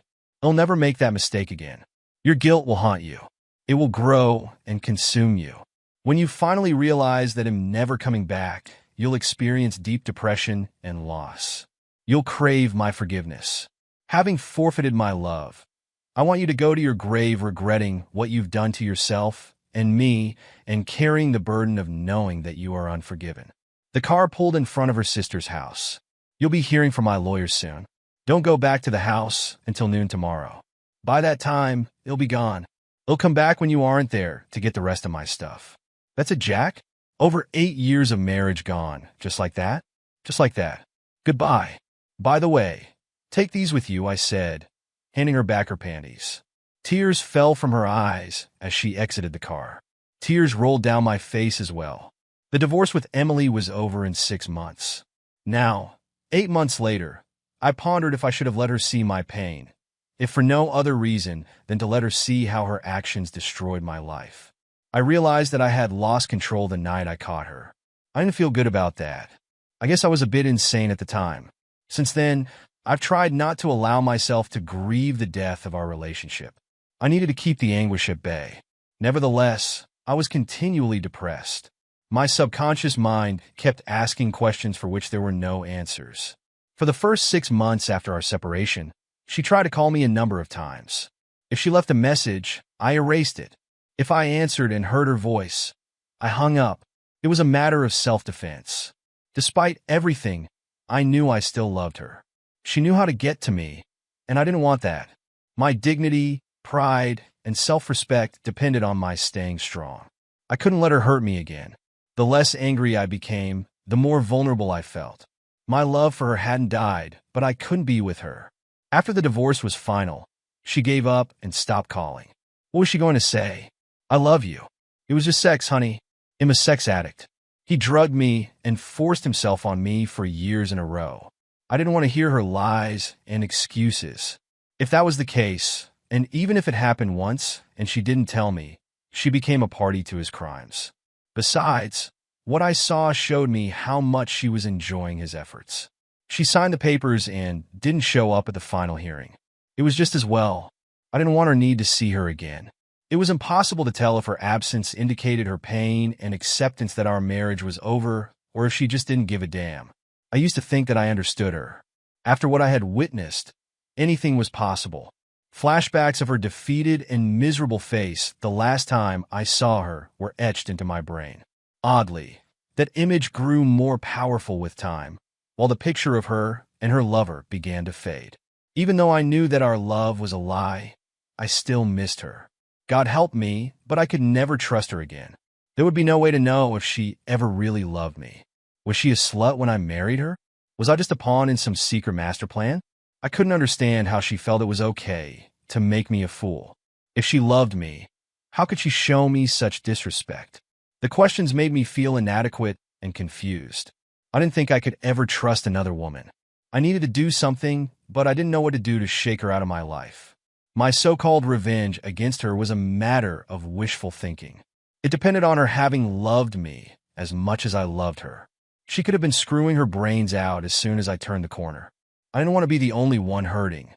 The reality hit me that I never really knew her. I had been in love with an illusion. Could it all have been smoke and mirrors? The questions were driving me crazy. The death of our marriage occurred without warning, like a flash of lightning and a clash of thunder. My life as I knew it was over in one night. When the story got out about what I did that night, some of our friends saw me as a heartless villain. Others felt I should have found ways to punish and humiliate her more than I did. None of that mattered anymore. I was no longer enraged, just lost. I didn't want to dwell on the past, and I had no plans for the future. I received $800,000 in hush money from the president of the company, with the understanding that I would keep the name of the company and his nephew out of the courts and newspapers. He even tried to give me Matt's vice president position. There was no way I could stay there. I couldn't bear the looks of my one-time colleagues. Their faces said it all. Some of them pitied me, others saw me as stupid or weak for allowing my wife to cheat on me for so long. To the people I had known for so long, I was either a victim or an idiot. Just about everyone knew what was going on with Emily and Matt, except me. With the $200,000 I received from Matt to keep me from suing him for alienation of affection, my share of the equity in the house, and my share of our investments, I decided I didn't need to look for work anytime soon. I started drinking every day to fill the lonely hours and empty space in my life. While drinking my troubles away one night, I had a conversation with the bartender at my favorite watering hole. His name is Ray. He's in his 50s, with gray hair and a face that had seen a lot of bad roads. Ray was a straight shooter, that's why I always liked him. His eyes reflected years of acquired wisdom. He's the kind of guy you wanted on your side in a bar fight. Had heard it all and done it all. He didn't have to say it, I just knew. I had brought Emily to the place a number of times. It was close to home, and we both liked it there. The food was good, and the music was jumping after 8 p.m. They had dancing. The last time Emily and I were here, we danced as if tomorrow would never come. We only danced with each other and stared into each other's eyes lovingly. Why didn't I see the betrayal in her eyes? I don't know, maybe I didn't want to. Then we went home and spent the night together. We'll never dance again, except in my mind. I scanned every woman who entered the room. I guess I was looking for Emily while at the same time dreading seeing her. Jack, I've never known you to be a heavy drinker. I'm worried about you, brother. You're working on your third scotch, and you haven't been here 15 minutes. I hope you don't mind me butting into your business, but you look like a man who has a lot on his mind. It's slow tonight. I've been tending bar long enough to learn how to listen if you want to talk about it. I was happy to finally let it out. There had been too many conversations in my own head. Ray listened as I told him my story. He said nothing for a long time. Your ex was in here a couple of weeks ago, Jack. She was beautiful as usual, and she didn't look like she was grieving to me. She kept looking around, the same as you've been doing. She could have been looking for you. She probably does love you in her own messed-up way. Don't even try to make sense of it. She came in with an older guy who acted and spoke as if he was some kind of royalty. You could see he had some money and was used to getting his way. She didn't look happy then again. She didn't look unhappy either. The deal is you're crying in your beer and suffering alone, and she's dancing. A new image of my ex flashed in my head. I could see her, smell her perfume, and hear her laugh. It was far away from the sobbing wretch that I left, but the sexy, manipulating force of nature she was. Well, so much for my revenge. I wondered if she had felt any of the torment and loss that had plagued me since the night we parted. I said nothing as I hung my head, lost in my thoughts. The grief that I had been trying to repress rushed over me. I was powerless to stop it. I was glad Ray was there. I felt an overwhelming sense of mourning for what was dead and gone. Now, what I'm about to say may sound a bit hard, but you've got to suck it up, Jack. Your situation has changed, and you have to change with it. That's all you need to know. Grow up, get your body back in shape, move on. On your feet, soldier. March or die. The answers to your problems are not in a bottle. You're stuck, and if you don't watch out, you could be there forever, hiding in a bottle. You're close to losing respect for yourself. If you let that happen, you have only yourself to blame. The first thing you need to do is go get laid. Then go get laid again. You're too good a man to let the bitch get you down. Find yourself a real nasty woman. Then screw her until you pass out. Clear your head and get on with your life, Ray said, sounding like a combination of friend, counselor, and a little touch of drill sergeant. My weakness was embarrassing. I followed Ray's advice. I stopped drinking, started working out, and hooked up with every female that would consent. It wasn't love, and I couldn't remember most of their names. The casual encounters helped me reacquire my self-esteem. We didn't make love, we just had fun. They became the life preservers that kept me from drowning. I needed more than that. I needed to feel loved. As I felt better and my confidence grew, the more female attention I seemed to attract. It came to me that I was not the cause of Emily's behavior. If anything, I should have addressed her self-centered, manipulating ways a long time ago. Whatever demons drove her were not of my making. When I realized that, my depression began to lift. I needed to get out of town away from her. I didn't need to see or hear anything that reminded me of her. I bought a motorcycle, sold or gave away my possessions, and headed south. I hit the road with no map or destination. It didn't matter what road I was on, they all went somewhere. Sitting on the bike, I was free. It had been a few years since I had ridden. Before I left the state, I was one with the bike and the road. I was no longer a white-collar drone or a drunk. I felt like a modern-day cowboy. The bike was my horse, beautiful, powerful, yet fragile, and it would kill you if the rider didn't stay in control. I was a biker, and the road in front of me was more important than what was behind. I was in control of my life. The bike did as I instructed it to do. My safety was my responsibility. These thoughts became integrated into my life philosophy. As I rode, I could smell the rhythms of life around me, feel slight temperature variations as the hills and valleys rose and fell while the scenery blurred by. It was good to be alive. I found myself thinking that I hoped there were motorcycles in heaven. Dying wouldn't be so bad. I was in the moment. What happened yesterday, or what would happen tomorrow, were no longer an issue. Every mile brought me closer and closer to a feeling of peace. The blast of wind and the roar of the big twin engine became music to my soul. I rode through many little towns with funny names, met some interesting real people, and ate a lot of greasy food. Some of the roads were good, some were bad. That's life, I guess. Then I turned west. Just outside of Amarillo, Texas, I passed a woman desperately trying to get me to stop. I waited for her on the side of the road until she caught up to me. I couldn't imagine why she was alone in the middle of nowhere. She was average height, blonde, and very pretty. The woman was crying and looked like somebody had been smacking her around. "Please, please help me," she said in tears.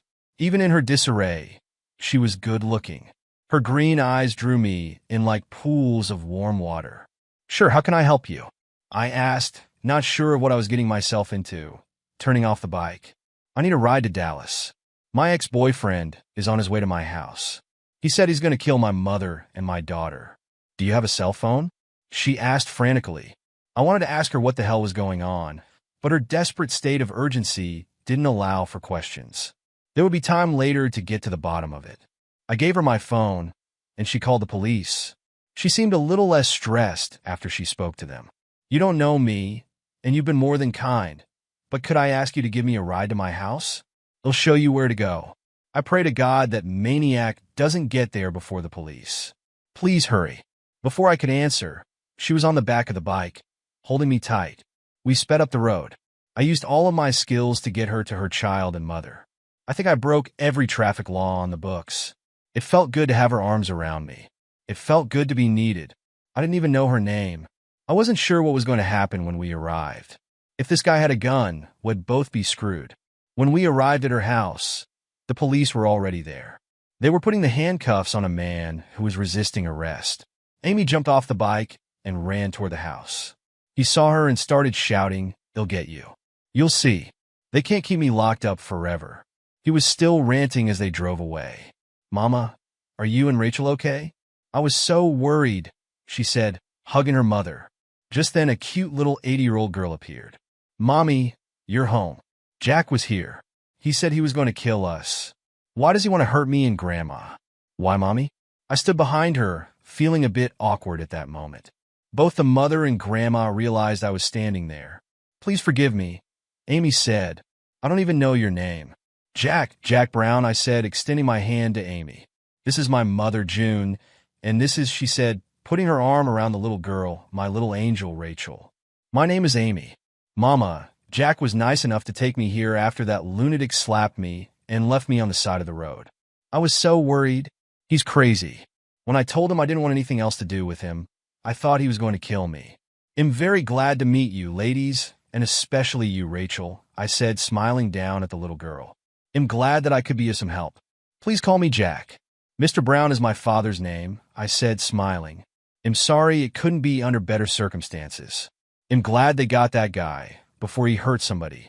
He acted like a real mental case." She didn't have a chance to answer. Rachel chimed in, "Could you take me for a ride on your motorcycle, please? I like motorcycles." She looked at her mother expectantly. She had completely forgotten the drama her mother's ex-boyfriend had caused and had no idea of the seriousness of the threat against them. "Well, see, Rachel, if it's okay with your mommy, it's okay with me." June extended her hand. As I shook hands, she said, "We thank you, Jack. Would you like to stay for dinner?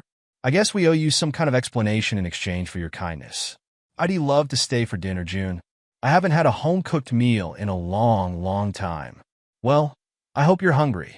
Mama always cooks too much," Amy said with a twinkle in her eyes. "Are you married?" asked Rachel.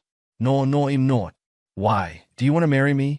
I said, kneeling down so I could see her eye to eye. "I'm too little," she said thoughtfully. "But you could marry Mommy." We all smiled at her innocence, feeling a little embarrassed. "Rachel, we just met Jack.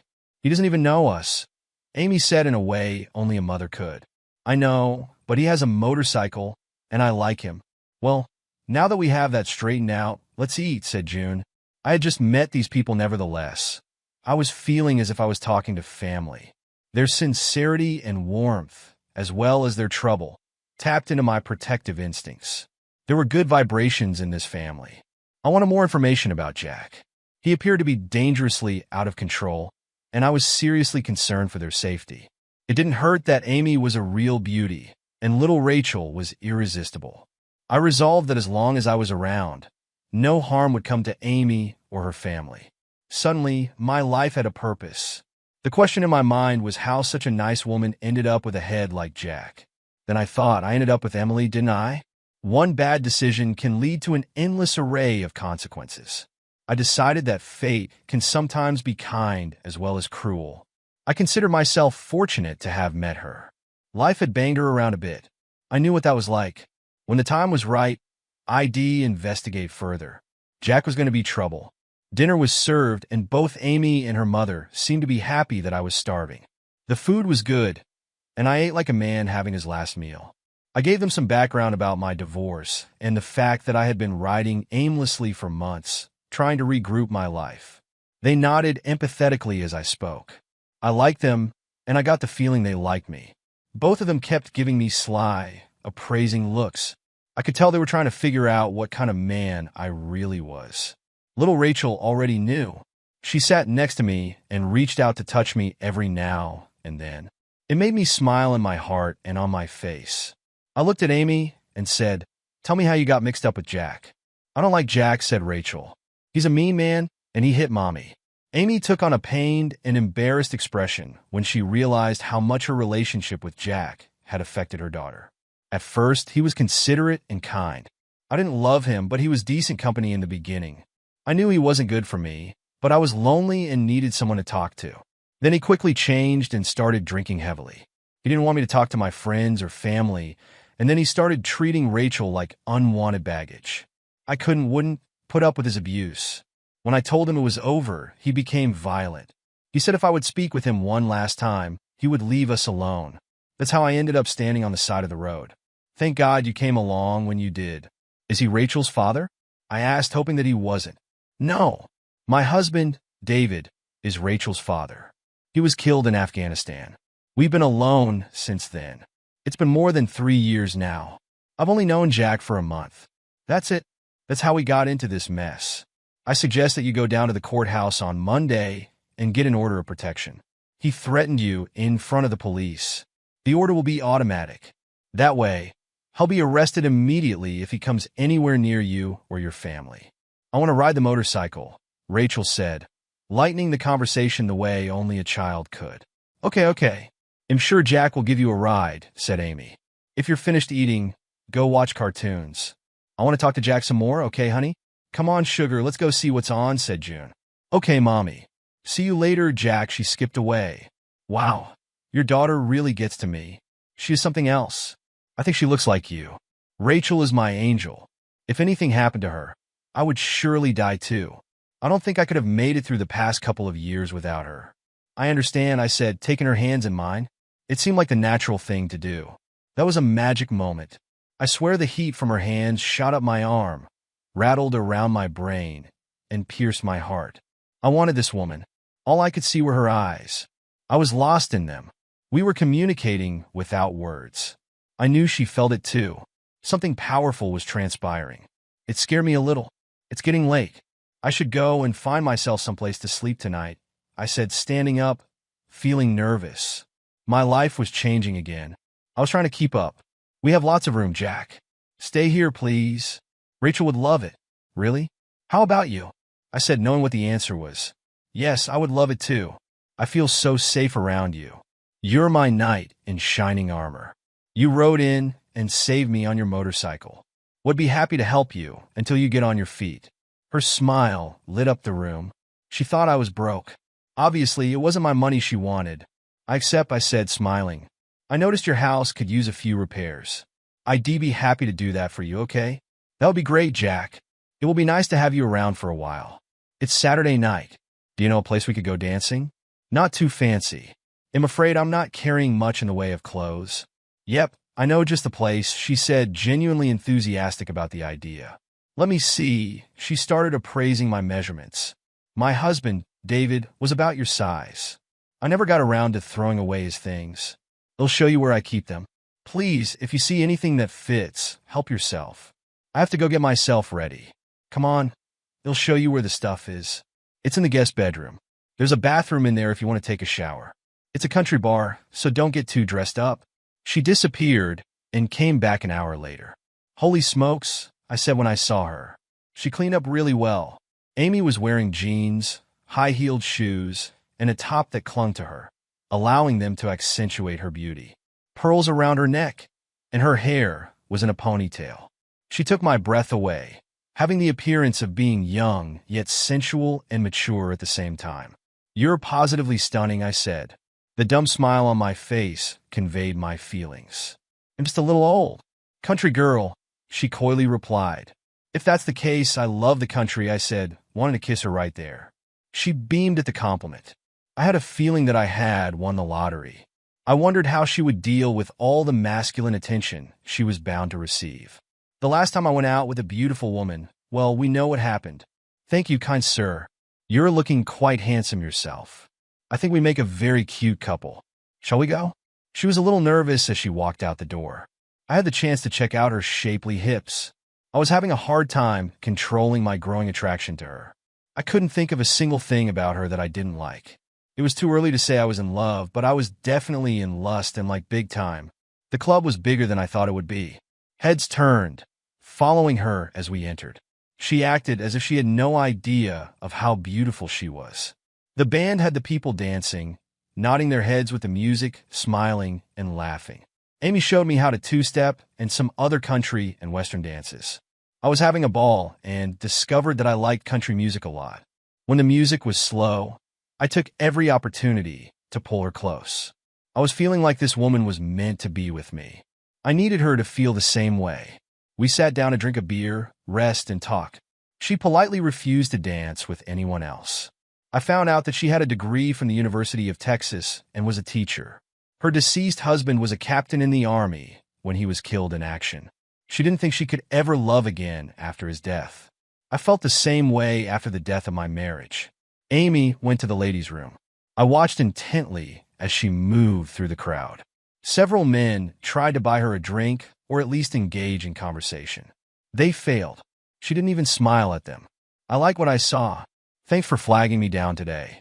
Meeting you is the best thing that's happened to me in a long time, I said to her when she returned. I know you just met me, but I'm thinking that us being together feels right. It's like our spirits know each other. I feel that way too, Jack, but there is something you got to know about me. Any man in my life would have to accept two things. First, Rachel is my life.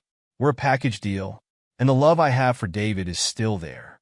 It always will be, even though he's gone. Do you understand? A man in my life would have to share me with his memory. Are you man enough to deal with that? I looked down for a moment, then lifted my eyes to hers, once again taking her hands in mine. Absolutely, I answered without reservation. I couldn't imagine being too far away from her. I've always wanted to be with a woman who could love me like that. I respect what you're saying. I know he was a good man. I just hope there's room in your heart to love again. If I was him, that's what I'd want, I said sincerely. I could, Jack. The love I still hold for my deceased husband is special and in a special place in my heart. I have a big heart. I'm sure there is room for more love in there. She was looking at me with hope on her face. She was trying to assure herself of my sincerity and willingness to understand and stand by her and Rachel. When we got back to her house, I turned to face her when we reached the door and looked deeply into her eyes. Can I have a hug? I said, reaching out my arms. I embraced her and held on tight. Then I gently kissed her again and again. The scent of her drove me crazy. I never wanted to stop. I took her face in my hands and said, "You're very special. I just want you to know that." We kissed again, this time deeply and passionately. That night, I couldn't sleep. As I lay in bed, I thought about Amy and the events of the day. I knew that I wasn't homeless anymore. With Amy was where I wanted to be. She entered the room and closed the door. Without saying a word, she slipped into bed with me and cuddled up close. I started to speak, and she pressed her fingers to my mouth. I couldn't control myself. I started to kiss her neck. My passion urged me to claim her as my woman. I resisted the urge as long as I could. I wanted the night to be one she would never forget. We spent the night together, and our souls were bonding. 9 weeks passed. Jack's trial for assault and resisting arrest was coming up. If he managed to make bail, he'd be back. Amy didn't talk much about her fear of him, but I knew it was there. We slept together and were intimate every night. Her kind and gentle nature brought out the best part of me, the part one liked. Our needs complemented each other. She needed a provider, lover, and protector. I needed someone to protect, a lover, and someone worth providing for. My life with Emily became more and more a distant dream. I became able to think of her with no emotion. In fact, I was able to wish her well and hope she could find her road to happiness. Amy would slip out early in the morning so that she would not be setting a bad example for Rachel. "So, when are you going to ask her?" June asked me one morning as I was drinking my coffee. "What?" I said, spilling a little coffee. "If I ever saw two people who should be together, it's you and Amy. And Rachel adores you," June said, turning to face me as she washed the dishes. "You know she loves you, don't you?" I never thought I'd see her so happy again. "I know. I love her too. And Rachel. And you too. I feel at home here," I said, walking over to give her a big hug. "We haven't known each other that long. I just don't want to rush things. I guess I should tell her I love her. Huh? What do you think? I don't want to meddle." She patted me on the shoulder and left the kitchen, leaving me to my thoughts. That night, as I waited for Amy in my room, I decided that I would discuss the topic of marriage with her. I knew she was the right woman. It was important that she understood what it meant to me. We needed to make some sacred promises to each other before we made any vows in public. I decided I would no longer hold back things that needed to be said, as I did in my first marriage. I heard a piercing scream. It was Amy. I instantly knew Jack was in the house. I reached into the drawer by my bed and took out the 9mm Glock that I had bought as soon as I met the residency requirements. I didn't want to bring empty hands to a gunfight. I rushed to Amy's room in my underwear. When I got there, I saw Jack on top of her, trying to assault her. She fought with him, calling my name. I placed the pistol behind his ear. "Get up, asshole. Real slow. If you flinch, you're dead. I'd love to blow your head off. In fact, I just might anyway." When he was on his feet, his pants fell to the floor. He attempted to pull them back up. "Leave them there. If you move again, it'll kill you." Amy, call the police. Tell them that Jack has entered your house and tried to assault you. Keep Rachel and June in their rooms. Come with me, I ordered Jack. He shuffled along to the front door. His pants made movement difficult. When we reached the door, I told him to get on his knees. Are you ready to die, Jack? You picked the wrong family and the wrong man to mess with. You're going to pay for attacking Amy and threatening her family. Who are you? He croaked. I'm a knight in shining armor. Jack, I said quietly. I cocked the gun and pressed it painfully deeper behind his ear, tightening my grip on his collar. Say your prayers, maggot. You're about to find out what God looks like. After a long moment, he heard the hammer come down, and he pissed on himself. I had taken the magazine out. There was no bullet in the chamber. If you ever think about coming anywhere near Amy or her family, the gun will be loaded next time. The police arrived and took him away. As a repeat offender, he would get at least 10 years with a guy named Bubba as a roommate. I don't think he ever wants to see me again. After the police left, there I was standing by the door in my boxers with a gun in my hand. Amy, Rachel, and June came rushing toward me. Rachel grabbed my legs, and Amy and June were both hugging me. They were all talking at the same time. Okay, ladies. He's gone, and he's not coming back. We're safe. I promise we always will be. Amy and I were married 3 months later. Our son David was born 12 months after that. He looks just like me. Rachel was overjoyed to have a baby brother. I asked Ray to be his godfather, and he was honored to do it. He's become part of our family. Amy is teaching, and June babysits. We bought a new house, and I opened a McDonald's franchise. I adopted Rachel, and she rides with me all the time. The girl has motorcycles in her blood. I learned that when life sends you down some bad roads, the only solution is to find a new road. I'm happy. Thanks for sticking around till the end. What do you think? Could you forgive a betrayal like this? Or would you seek revenge? Share your thoughts in the comments below.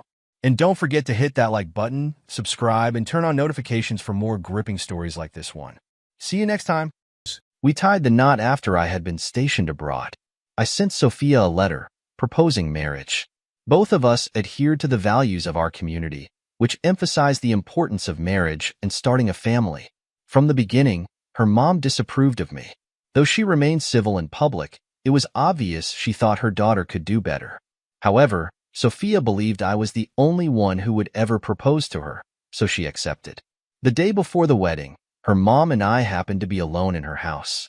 She said, I don't much like the idea of Sophia marrying you. I don't think you'll be a good husband. I will be a good husband. Are you sure your daughter will be a good wife? I replied, I'm sure. I raised her and taught her. She'll be a good wife. They'll be watching to see how good a husband you are. You're welcome to watch, I said. The wedding wasn't very big. Most of my friends from before I joined the military had moved away, and we lost touch. Sophia was not the most popular girl in town. She was quiet, shy, and seemed to blend in rather than stand out. 3 days after the wedding, we moved to my new duty station, 1,000 miles away from her mom. Her mom didn't like that. I thought things went pretty well for us. I got promoted 3 times in the next 4 years. We moved to another duty station, an island in the Pacific, and we started a family. When we went on leave, we went home. Her parents, brother, and sister lived 5 miles from my parents and sister. At each visit home, our relationship hit a rocky patch. When she spent time with her mom, she came away feeling like I wasn't a good enough husband. Her mom pointed out things she said I should have been providing but wasn't. I was making the military a career, which meant moving every 3 years. Her mom made sure Sophia saw the house her brother bought for his wife.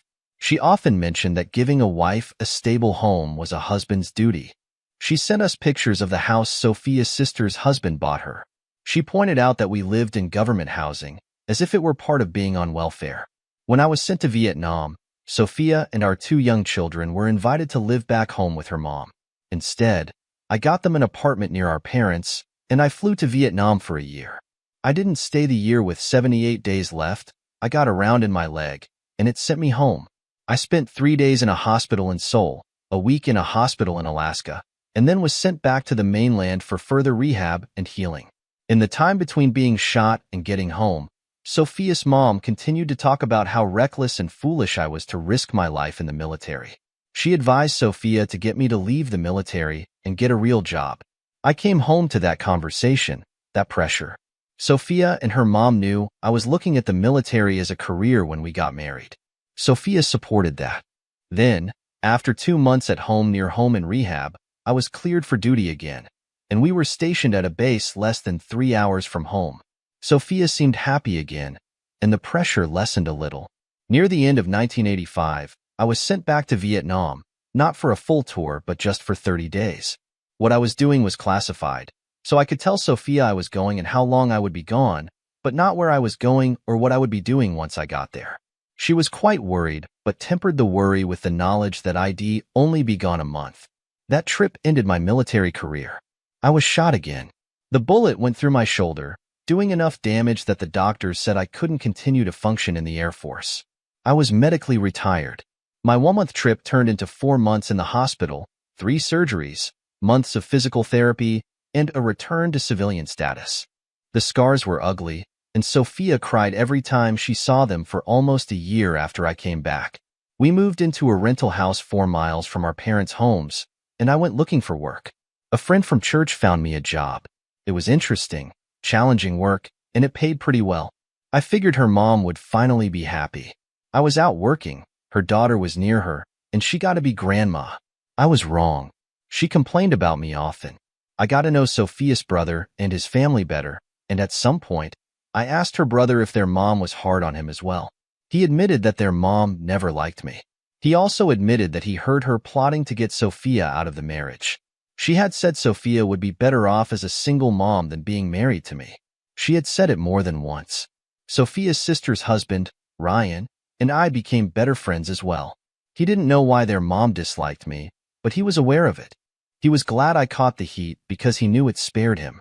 When we were at ball games, picnics, or other times when it was just our kids and the 2 of us, we joked about the situation a little. It all came to a head the year our son Ethan graduated from high school. He graduated and, within a month, moved to college. He was a good student and a good soccer player.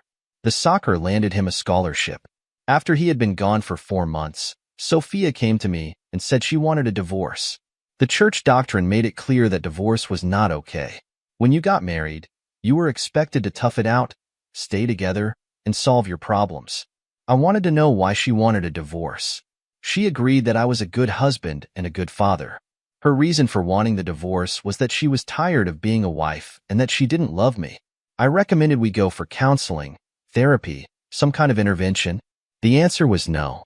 Sophia and our daughter stayed in the house. I got a small apartment. Almost every time I called the house after I moved out, her mom answered. Almost every time I called, I was told that Sophia and Olivia weren't home. They didn't call back. I had been isolated away from my family. I parked down the street from my old home and called the house. Her mom said Sophia wasn't there.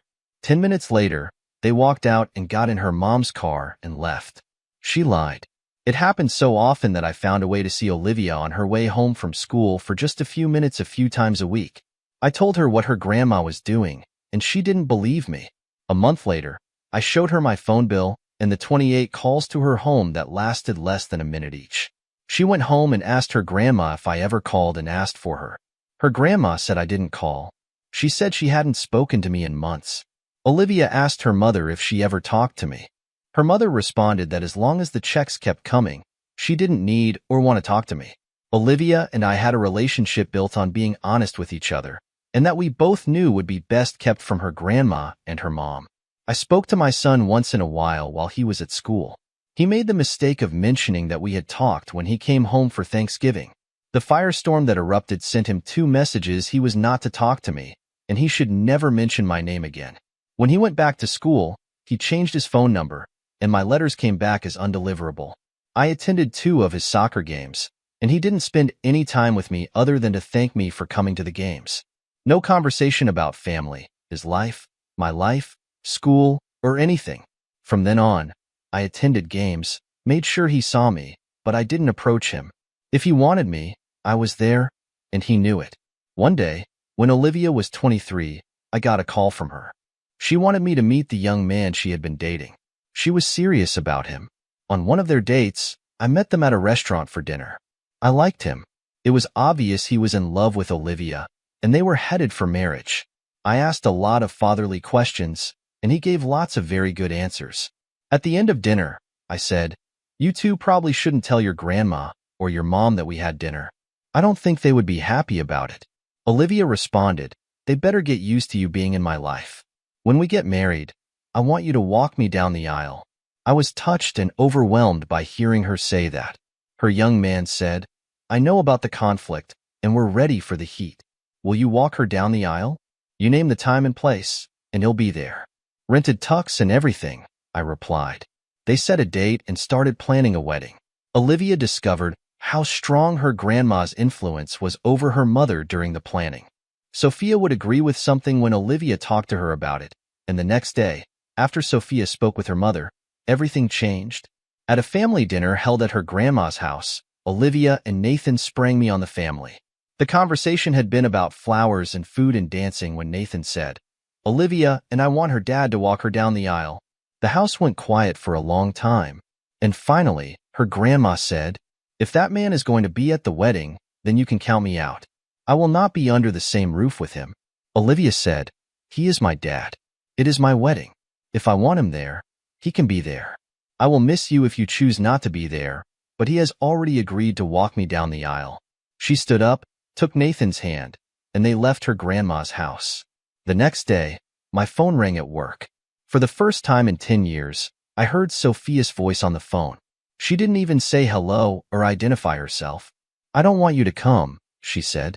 "Who is this?" I asked. I knew who it was. "Sophia. I mean it. I don't want you to come." "Sophia, my ex-wife? It can't be. She hasn't made a phone call in 10 years. Who is this really?" "It's Sophia. I make phone calls, just not to you. But this is important. If you come to the wedding, you'll ruin it." "They'll ruin it by doing what the bride and groom asked me to do? How can that be? Mom won't come if you'll be there." "Mom helped raise Olivia. Mom has been there for her whole life. You haven't. I don't want you there. Can you call me back after 4? I need to think about your request, and I want you to call me back. Can you do that? 4? Yes." There was a pause, and she said, "Yes, they'll call you at 4. I called Olivia. "Honey, I want you and Nathan to take your mom out for dinner. They'll pay for dinner. I want the 4 of us to talk. She shouldn't know we'll be there. This is important to me and, I think, important to the 2 of you too. How about we go to El Camino? Mom likes that restaurant. Tonight, about 6:30? "Yes, we'll be there. It would be best if Grandma doesn't even know where you're going." "Gotcha." At 4, the phone rang. I answered, and Sophia said, "So, what's your answer?" "Hello. My answer is that I'd like to meet with your bishop before agreeing to not be at the wedding. I always liked him before he became bishop, and I want his advice." "Will you meet with me and him?" "No. This is not something I want talked about all over the church. This is a private matter between us. Don't you think someone will notice when the father of the bride isn't at her wedding? Won't that cause talk? And aren't bishops supposed to keep conversations confidential? Besides, are you scared that Mom will spank you?" "I want meet with him.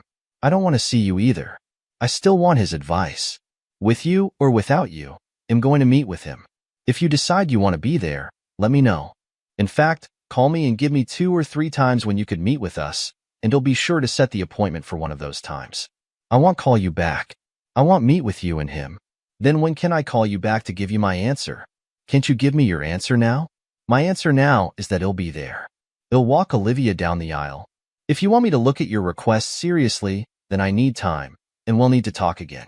Call me at home on Monday morning." "No, you call me here at work on Monday morning." "I will." She hung up. I called the bishop, and we talked for almost an hour. He had known Sophia and her mom for just as long as I had. His advice was said in one sentence: "I look forward to seeing you at the wedding." When I walked into El Camino, I saw that Olivia had made sure that Sophia sat facing away from the entrance.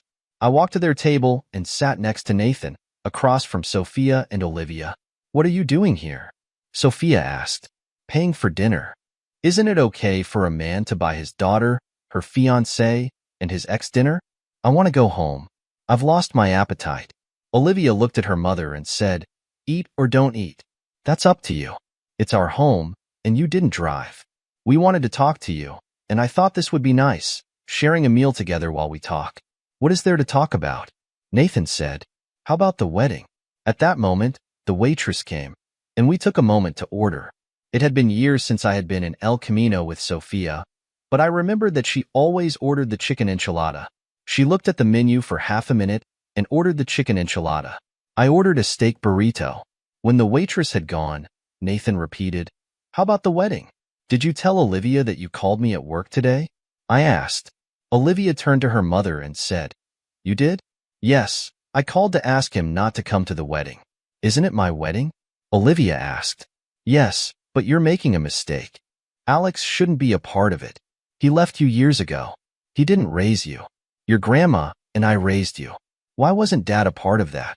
He never came by. Never called. Oh, but he did, Mom. I've seen the phone records. Hundreds of less than a minute phone calls that I never got. Grandma said we weren't home, and she never gave me the messages. That's not true, Sophia protested. I pulled photocopies from my briefcase and handed them to Sophia.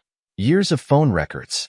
As she looked at them, I said, Out in my car, I have photos of every birthday present, Nathan's present, and other gift I sent to the house and that were returned.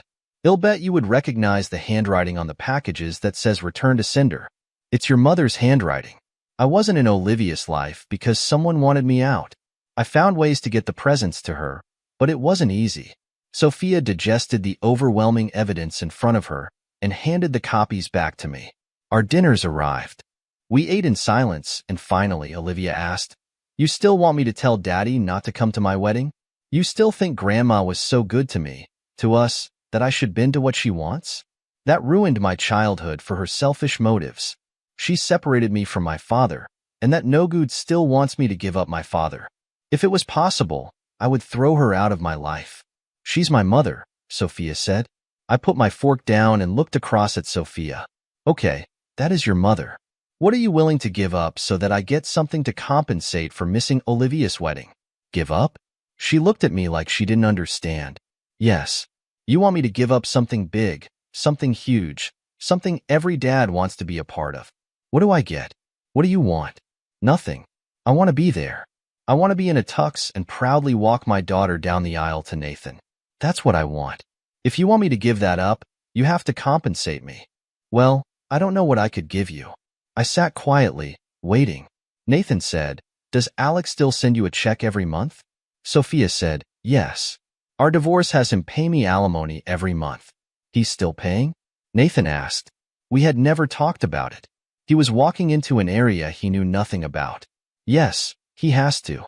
Would you be willing to change the court order and stop getting alimony? I asked. I need that money. So, what are you willing to give up? Nathan asked. It was very quiet. The waitress came, and I gave her a credit card for dinner. Sophia looked at Olivia and said, Having Alex there will ruin the day for Mom and for me. He ought to see that and not be there. Your mom can go shove it up her butt. Now tell me, what would he need to give you to have you stay home? Olivia asked. I wouldn't stay home. You're my daughter. I want to be there when you get married. I feel the same way. For 30 years, your mother has disliked me. To my way of thinking, she plotted and ended our marriage, not my time in the service or my injuries. It has come down to her deciding either she will be at Olivia's wedding or I will. Now I put it on you. I'll tell you what I will accept. I will stay away on the day of the wedding if you show me an amended court order stopping the alimony forever, and if you spend a weekend in bed with me, having some private time with me. I can't.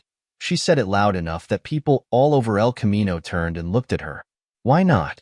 I have been paying you as a partner with no benefits for such a long time. Why not use your benefits now? Are you a saint? I don't think so. You have had private time with me before, I remember. I'll make reservations at the Blue Lantern in Monterey, and no one except the four of us will ever know. Nathan was working hard not to smile. Olivia had never heard me talk about my relationship with her mother before. She was a little shocked. She looked at me, not her mother. I can't. She paused, adding, What could I tell my mother? Tell her the price for me staying away was for you to give up. Alimony forever. You don't need to tell her about the Golden Horizon Hotel. And so you feel safer. I haven't had any physical interactions with anyone in the last 3 months. I had a complete physical 2 months ago and, Other than some minor problems with a bad shoulder, am healthy and have no diseases. I need to think, she said. Okay, Nathan, I think dinner is over. I'll know her answer when she calls me to say no, or I get the court order in the mail, and a note telling me what weekend before the wedding to make reservations at the inn. As soon as I know, you'll know. I shook Nathan's hand, hugged Olivia, and kissed her goodbye. I stood with my arms open and waited a few seconds for Sophia to decide what she was going to do. She stayed in her chair. I left. 10 days later, I got a letter from the court letting me know that the court order for spousal support had been terminated and a copy of the new court order. I checked with my attorney and found out that the way it had been written, alimony was over and could not be reinstated. 2 days later, my phone rang and Sophia said, I changed the court order. Yes, thanks. I have my calendar open. What dates? I want us to be clear about this. We go to this inn and stay 2 days. During the stay, I agree to spend some time with you. You don't decide anything. I will decide what to do with you. We will be served breakfast in the room both mornings. We will go out for lunch and dinner at nice sit-down restaurants. And other than that, you will be in the room with me, comfortable and willing for as much private time as I want. I don't know if I can have a lot of private time. I haven't been in bed with anyone but you, ever. We'll take care of that. Sometimes you are so nasty. Sometimes you believe babies start by spontaneous combustion. Look around at church this Sunday. All those children were started by people having private time. God made it feel good for a reason. What if I can't do it? Then I rent a tux. I have it reserved. That's why we're going before the wedding. Okay, the weekend of the 23th. Done. They'll make the reservations today. You can tell Olivia you have agreed. Where shall I meet you? Send your mother to the store or something. They'll come to your front door and carry your suitcase to the car on Friday afternoon. They'll bring you back on Sunday while your mother is in church. Okay, she said. She did not sound happy. Olivia called me that evening. Daddy, Mom tells me she gave up the alimony. She did, and I have the court order framed and hanging on the wall in my bathroom. Did she agree to the other as well? Yes, she picked dates and everything. She doesn't want me at the wedding, sweetheart. I'm glad she gave up the alimony, but I want you at the wedding. I've been thinking about that. How important is the whole ceremony thing to you and Nathan? Nathan has no family out here to attend. He came out here for college, and his parents and family can't afford to come for the wedding. It seems Mom and Grandma are all about the show. They worry about what people will think if I pick colors different from everyone else or flowers, or if I want a dress that isn't just white. Call Nathan. Please see if he'd be willing for us to fly back to his home and get married there. A simple ceremony, no frills, just love. If you two are up for it, we'll buy the tickets and we'll do it. If that is, I still get to walk you down the aisle. Oh, Daddy, great idea. We'll call you back. Half an hour later, she called me back. The wedding would still happen on the same day as scheduled, but instead of in Boston, it would be in New Hampshire. The next day, Olivia called me at work and asked, Are you still going to take Mom to that place in Monterey? Honest answer? Yes. I always loved being close with your mother, and I've missed that. She has promised me 2 days of willing closeness. I promised not to be at the wedding here in LA. On Friday, the 19th, my phone rang at 9 in the morning. Caller ID showed Sophia's number. I answered professionally. It was her mom. What are you up to? She asked. Excuse me. Who is this, please? I knew who it was. Marissa, you are such an unholy. You cheated Sophia out of her alimony, and I think there's more. Sophia has been acting strangely the last few days, and today, I looked at the phone bill, and she's been calling you. Did you ask her about the calls? So, you don't deny them. What good would that do? You have the phone records in front of you.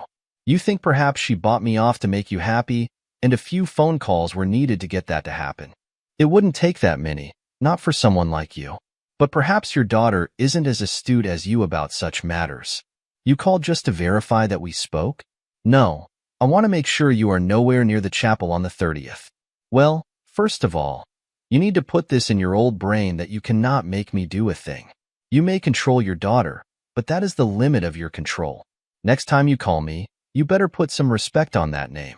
Besides, just to make you a bit happy, I have a plane ticket out of JFK on the 25th and returning on the 30th. I will be over 3,000 miles away. You can come to JFK and see me leave if you'd like. Will that make you happy? It cost us tens of thousands of dollars for you to go. You better go. Did anyone ever tell you how mean and controlling you attempt to be? Just you. And your opinion isn't worth much around here. You have certainly made sure that's true. Well, I need to get back to work. Have a nice time at the wedding. Will you be walking Olivia down the aisle? No, her Uncle Kyle will be doing it. Bye. I hung up. 30 seconds later, the phone rang. Caller ID showed her number. I let it go to the answering machine.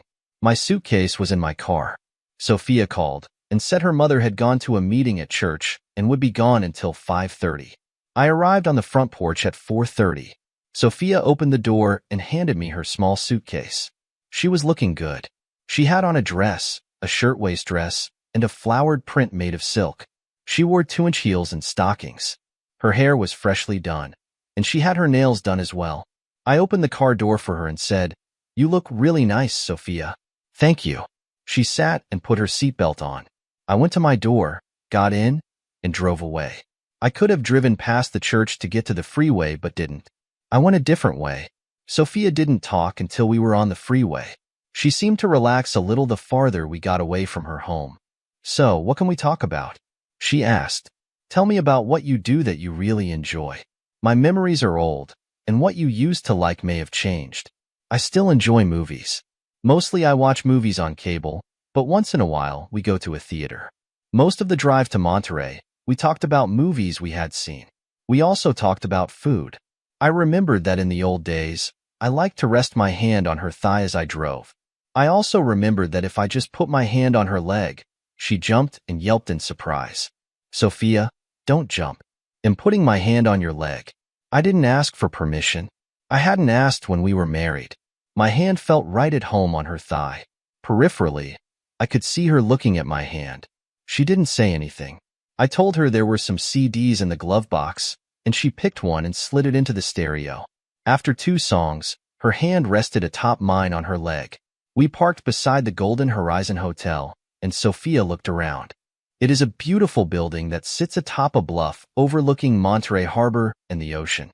I had booked a room on the top floor with a balcony. I checked us in, and I carried both bags. Sophia stood nearby, looking embarrassed. In the elevator, I said, "No one knows we aren't still married. They look at us and wonder how an old fart like me landed a babe like you. You are so full of it," she smiled. I opened the door to our room, and she took in a breath. The room was beautiful. I had stayed in the same room a few years before with a woman I thought might become Mrs. Alex, but all that was left of that relationship was a nice memory in the room at the Golden Horizon Hotel. The suitcases went on the racks, and I opened them. I hung her clothes in the closet and mine beside them. When I turned to look, Sophia was standing beside the bed with her hands at the top buttons of her dress. She was looking at the bed. I stepped to her and wrapped her in my arms. Softly, I said, "Relax. We need to go have dinner. Will you be warm enough if we sit outside to eat?" She brought a sweater. We ate at a wonderful seafood restaurant right by the water. We watched the sunset and seabirds flying off to wherever birds go to spend the night. Before we went back to the inn, we walked. I held her hand. She was quiet for a long time. When we turned back towards the car, she asked, "Why are you being nice to me? In 1978, I told you I loved you. I'm pretty sure I told you every so often, and until we got divorced. Just because you haven't heard me say it doesn't mean I stopped. I've treated you terribly. I made myself believe you were influenced by your mother. She hasn't liked me since 1977. I want to enjoy these 2 days. It's likely they are the last time I'll ever have with a woman I love. I want all of it to be great for both of us. I don't want to spend time with you. And you will. You made a deal with me, with Nathan, and with Olivia too. The deal was for me to get 2 days of willing private time from you. I feel like a hooker. Rented. Maybe. Not sold. This is 2 days. Monday, you are back at home, and no one will know what we did here unless you tell them. Reality is that you have no idea what it feels like to be a hooker. Your body has been yours, cared for, and protected all your life. A hooker opens her legs to strangers, flaunts her body, lets strangers hold her, touch her, and invade her with no real regard for her at all. We went up in the elevator with another couple. They were about our age. She was in his arms, and they kissed as the elevator rose. When the doors opened on the second floor, she said, "I guess I'm in a hurry." We smiled and wished them a pleasant night. At our door, I stopped and took Sophia in my arms. I pressed her against my chest and felt her holding back. "Kiss me," I commanded. My voice was a whisper, but I knew she heard it as a command. She tilted her head and kissed me, lips touching lips. When she ended the kiss, I said, "When we step inside, take everything off, go in, and start the shower, and I'll join you." I opened the door, and we went inside. She took her time undressing, and I watched. She walked into the bathroom. I walked into the bathroom behind her. She was facing the shower. I got close and said, "If you want, I'll leave my t-shirt on so you don't have to see my scars." "Thank you." She stepped under the stream of water. I joined her. We took a shower, and she was a bit reserved. She shut off the shower, and we dried. I kissed her again, and this time she used soft lips, and her hands were on my arms. After ages, we snuggled up. Once we were done, she was snuggled against me and sound asleep. We were covered. I kissed her forehead and went back to sleep. At 9 in the morning, I heard a knock at the door. I threw on a robe and opened the door. A woman pushed our breakfast cart into the room. Sophia hid under the covers. The woman put our breakfast on the table on our balcony and left. One of the best parts of having this room is that we cannot be seen when we're on our balcony. "Get up and come have breakfast." She got out of bed and headed for her robe. I took mine off. She stopped. "You want me to sit outside naked and have breakfast?" "I do. If my scar bothers you, I'll wear a t-shirt, but I want to see you." "It doesn't seem right." "I honestly am willing for it to feel however it feels and have you do it anyway. You've always been more comfortable being naked than I have. I believe that might be because your mom is very uncomfortable about her body. How would you know how mom feels about her body? Your dad and I were friends. When we weren't with Marissa, he shared with me once that they had been married 30 years and he had never seen her naked. I've never known anyone else who was married 30 years and never saw their spouse naked. He told me she changed clothes in their closet. They never showered together. She's just modest. Modest is not letting the neighbors see you showering. Modest is wearing clothes that don't expose your underwear, your genitals, or sexual activity. Have you ever seen your mom kiss your dad? Not a peck, but a kiss? No, they wouldn't do that. Your dad would have. He told me he never got a real kiss from her. I'm grateful you weren't that restrained." I led her out onto our balcony. She looked around and satisfied herself that no one could possibly see us. The sun was warm, and the soft, gentle breeze felt good. We started eating and found the French toast, sausage, hash browns, and juice were perfect. As she ate, she forgot about being naked. I enjoyed the view. When we were done, Sophia looked at me and asked, "What's next?" "More closeness." You'll continue to believe I'm obsessed with closeness, but consider this: I haven't been in bed with anyone in a long time. Our agreement is just for this weekend. I may not get closeness with you ever again. If you knew the odds were good that you couldn't have ice cream ever again, how much ice cream would you want between now and Sunday afternoon? You can invite someone else to spend time with you. I'm not the only woman in the world. Invite the woman you had time with last time. When you want lobster, a turkey sandwich just won't satisfy. I wanted the time with her to do for me what time with you does for me. It didn't. Now come inside. We went back inside, and I put on some music. I danced with Sophia in the tiny space between the bed and the fireplace. She relaxed, and soon we were kissing as we danced. Things progressed, and soon we were back in bed. I took my time and didn't rush us. We connected slowly and tenderly. I reminded myself that this really wasn't about getting laid. It was about reconnecting with Sophia. We napped before going out for dinner. When we noticed it getting dark, we got up, showered again, and dressed. As we walked to the car, I asked her what she wanted for dinner. Protein. This is an energetic weekend. We ate in the marina at the bottom of the bluff below the inn. We laughed and talked like we had been together all the years that we hadn't. After dinner, she wanted to walk, so we did. Hand in hand at first, then my arm around her and her arm around me. She began to talk. I understood that she wasn't talking to me as much as she was processing her own thoughts and memories. I think the happiest I ever saw my mom was the day you moved out. I cried almost all that day, and she puttered around my house like she owned it in me.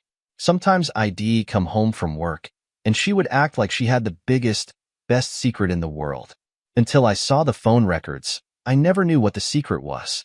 When Ethan said he had seen you at a soccer game, Mom told him she would stop sending him money if he kept seeing you. He didn't share that with me until last year. When my dad died, I thought she would cry and mourn for a long time. About 2 months after he was gone, she said, I barely miss him at all. He doesn't pester me anymore. I was missing you every day and every night, and it had been over 2 years. How could she say that about my dad? I kept us walking. The processing was good for her. Eventually, she turned us towards my car and said, Can we go back to our room? I'd like to cuddle with you in bed. We went back to our room. The bed was freshly made, and a plate with 2 big chocolate chip cookies sat on the bed. I started the fire in the fireplace, and we undressed. We sat on the bed with me leaning against the headboard, Sophia leaning against me, and ate our cookies as we watched the fire. When the cookies were gone, we still sat watching the fire. Alex, I apologize. Her voice was soft, almost a whisper. For what? I asked. For tossing you aside.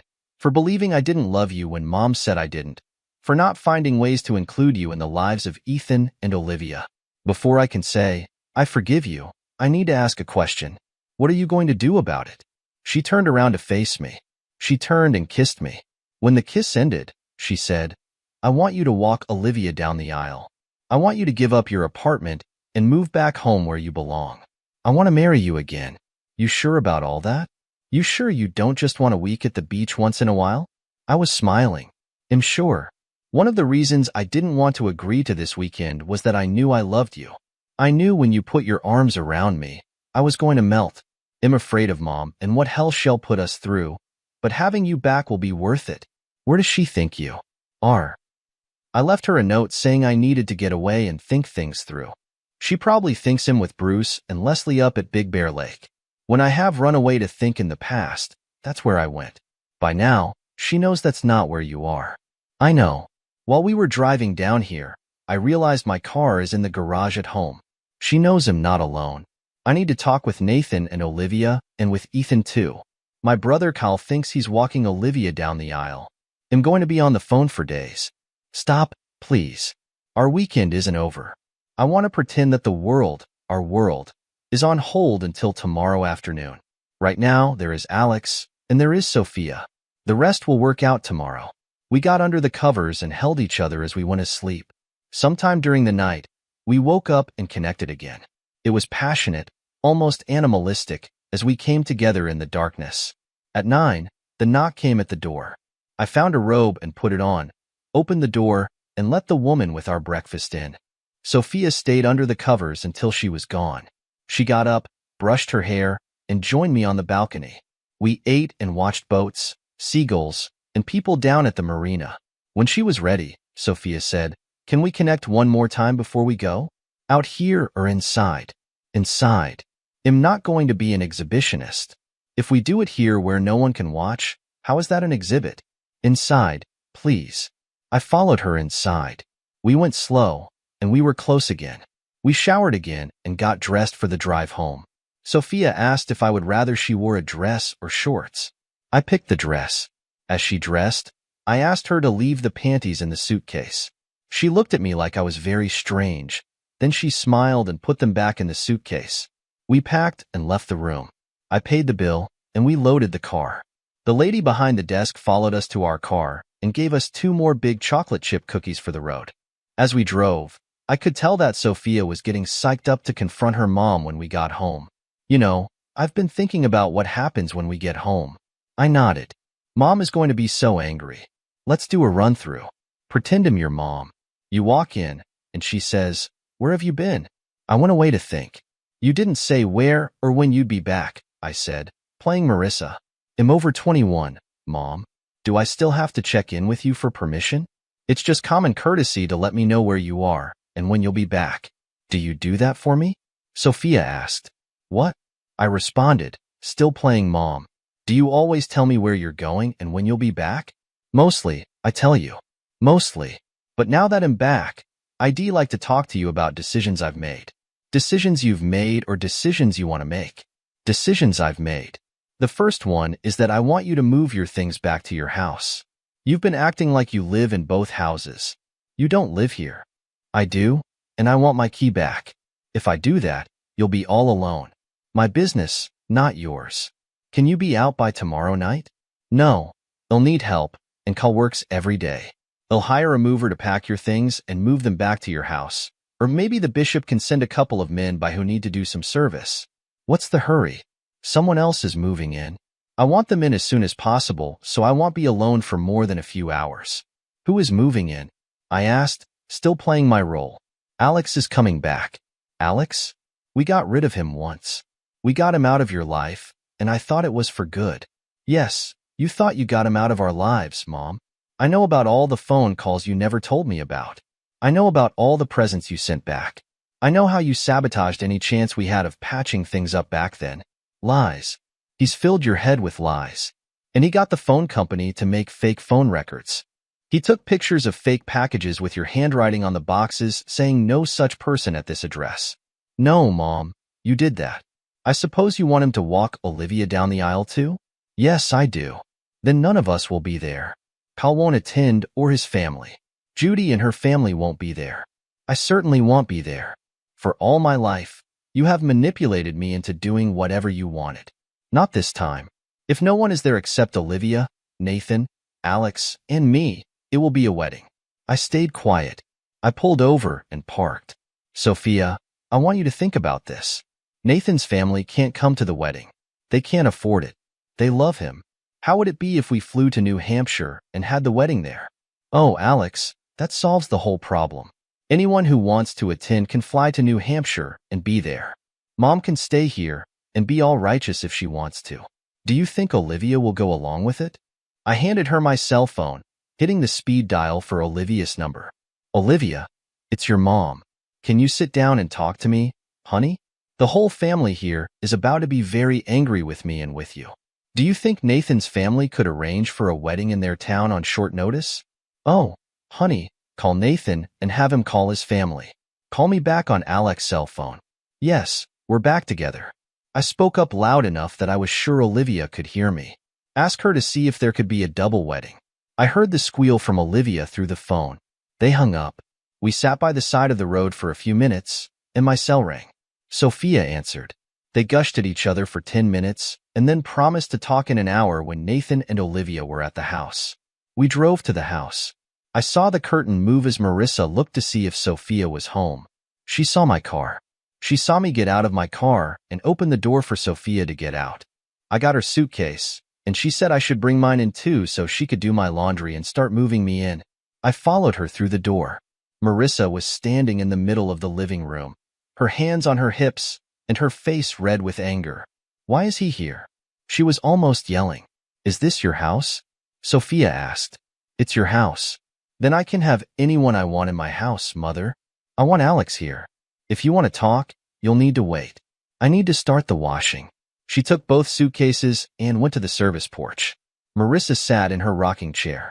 It was once the chair she had in her living room, but she had moved it to Sophia's living room after I moved out. I sat on the couch. Sophia came back and sat on the couch near me. While I was gone, I solved the wedding problem, Mother. We moved the wedding. There was too much anger and upset over the wedding not being your way or being your way.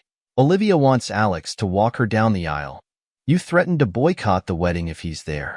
Well, the wedding is still Saturday at 1 but not here. We're flying to New Hampshire, and they're getting married in Nathan's hometown. His uncle is the bishop, and he will do the honors.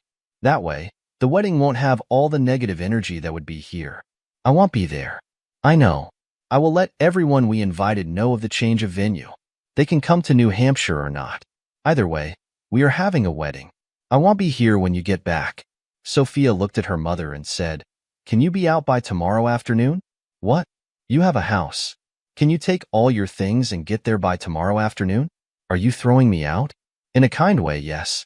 We need the room for Alex to move back in. When he gets off work tomorrow, he can start bringing his stuff back. He's moving back in, but you aren't married anymore. It isn't against the law for us to shack up for a week.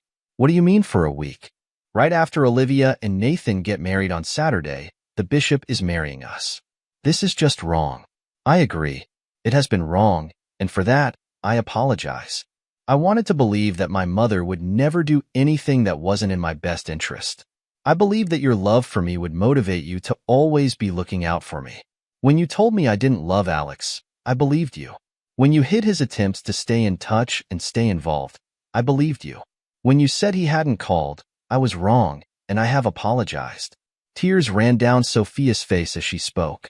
Marissa sat quietly for a few moments, then stood and picked up her purse. Have someone come to get my things tomorrow. Will you be here to show them what to take? I asked. Sophia knows what things are mine. I'm sure she does. However, your things are your responsibility. If you are involved, we eliminate the possibility of you not getting all your things and then blaming either Sophia or me for what's missing. Please be here with whoever you send, and then you will be sure you get everything that's yours. Okay, they'll be here. They'll be off work at 5 and here by 6:30. Does that give you enough time? I'm sure it does. Sophia came back into the room and saw her mother holding her purse and standing, leaving. What time will you be back in the morning? They'll call before we come for my things. I would guess we'll be here at about 9 or 10. Sophia went to the front door, opened it, and opened her arms to offer her mother a hug. I had never seen them hug, ever. Marissa walked past Sophia's open arms and said, I don't hug. I know. I've wanted a hug from you since I was a little girl. Marissa went out the door, and we watched her get in her car and drive away. Sophia stood next to me, and I held her as we watched her mom drive away. We drove to my apartment, and I packed enough things so I had clothes for work the next day. We stopped at a store, and I bought some boxes for my things and some boxes for Marissa to use as she moved out of Sophia's house. We went home, and for the first time in almost 10 years, Sophia made dinner for us. We sat at the table and ate, did the dishes afterward together, and we talked. At 8 or a little after, the phone rang. I felt the urge to answer it, but I didn't. It couldn't be for me. Only 2 people knew I was back, and Marissa wouldn't be calling to talk to me. It was Ethan. He had been called by Marissa, and he was angry. Sophia talked to him for almost half an hour. For the first 15 minutes of that time, I sat on the couch, and she sat in the chair by the front door. Then she moved and sat in my lap with my arms wrapped around her. Tears dropped on my chest. Ethan told her how wrong she was to love me. Ethan told her all the lies that Marissa had willingly told him over the years. At the end of the half hour, he was clear that he was invited to the wedding, that we were back together, and that we loved him. Sophia was sure he wasn't coming to the wedding, and that he said he wasn't coming home for even a visit as long as I was living in the house. At a little after 9, the phone rang again. It was Henry, Kyle. She was still in my lap from the call from Ethan. I heard Kyle as he spoke to Sophia. He told her about the call he got from Marissa and his reaction.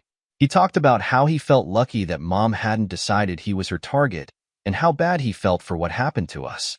Kyle and his wife would fly to New Hampshire and be at the wedding. They had already booked their flight. Kyle would be coming to help Marissa pack in the morning. He said some supportive things to Sophia and asked her to tell me welcome back. By 10, we were getting ready for bed. Sophia did her normal ritual for getting ready right up to the part of the ritual where she donned her nightgown. She held it in her hands and then hung it on the back of the door. She faced me and opened her arms. Like what you see. I smiled and said, yes, let's go to bed. We were noisy on purpose, even though no one else was in the house. The alarm woke us at 6. I got up and headed for the shower. Sophia didn't need to get up that early. When I was in the shower, she joined me. We played as we got clean, and we laughed. As I dressed, she made me breakfast. She made French toast and put a jar of peanut butter on the table by my plate. I sat to eat, fully dressed. She sat with me and stayed naked. It was nice being home again, and it was nice that home was changing. Sophia spent the day making phone calls and sending emails to all the people who had been invited to the wedding. She greeted Kyle and Mom when they came for Mom's things. Mom didn't even speak to Sophia. It took Kyle less than 90 minutes to get all of Mom's things. Sophia made a pitcher of lemonade, and Kyle drank some. While Sophia was making calls, she heard Mom huff and grunt a few times. She assumed they were editorial noises and didn't react to them. A few of the invited guests to the wedding made reservations for flying to New Hampshire. Many did not. The ones who asked Sophia told the truth about why the wedding was moved. Our flight to New Hampshire left at 4 on Friday afternoon. It was after midnight when we got to New Hampshire and after 3 by the time we got into our hotel room and bed. We were still a little tired when we got to the church at noon. I was in a small room helping get things ready for the ceremony when Cal burst in and said, "You are not going to believe who's here." "Okay, who is it?" He grabbed my arm and led me to the door leading into the front of the chapel. I peeked through the small opening and almost gasped. Sitting in the front row, bride side, was Marissa. She was in a nice lavender dress and was all smiles. "Does Olivia or Sophia know she's here?" Cal said, "Since you and I are the only ones out here who know who she is, I don't think so." We went back to the room where Sophia and Olivia were getting ready. I knocked, and Sophia opened the door a little. "I need to talk to both of you right now. It's urgent." "Okay, come in." Sophia opened the door, and I saw Olivia as a bride for the first time. She was radiant and beautiful. Sophia was as beautiful to me, but her dress was more subdued. "Sophia, please sit for a moment." She sat next to Olivia. Sitting in the chapel, front row, bride side, is Marissa. Sophia jumped up and said, "No way." "Yes." Cal saw her come in. Neither of us has spoken to her, but we both saw her. "They'll be right back," Sophia said as she left the room. Olivia looked at me and said, "What does it mean?" "I think it means your grandmother decided she loves you and your mom more than she loves being right." Sophia is finding the answer to that question right now. "Do I look good enough to marry, Daddy?" "You are the second most beautiful bride I've ever seen." We hugged. A knock came at the door. I opened it a crack and saw Ethan standing there. "Dad, I came to apologize to Olivia, but since you're here, may I apologize to both of you?" I opened the door, and they were in each other's arms. Ethan apologized for being an idiot and for not believing what Sophia and Olivia knew. Sophia came back, and she was included in the hugs, tears, and apology. I asked Ethan what happened. "Less than a week ago, you were never going to see your mom again. Grandma called me and told me what she had done. She asked me to forgive her and forgive you. She asked me to help her get here." A man I had known for less than a day stood in the doorway and said, "I've got a chapel full of people waiting for a wedding. Can we start the music?" The women scurried for 30 seconds and then said, "Start the music."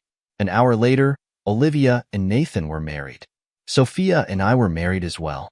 I had the honor of walking Olivia down the aisle. I had the honor of marrying Sophia.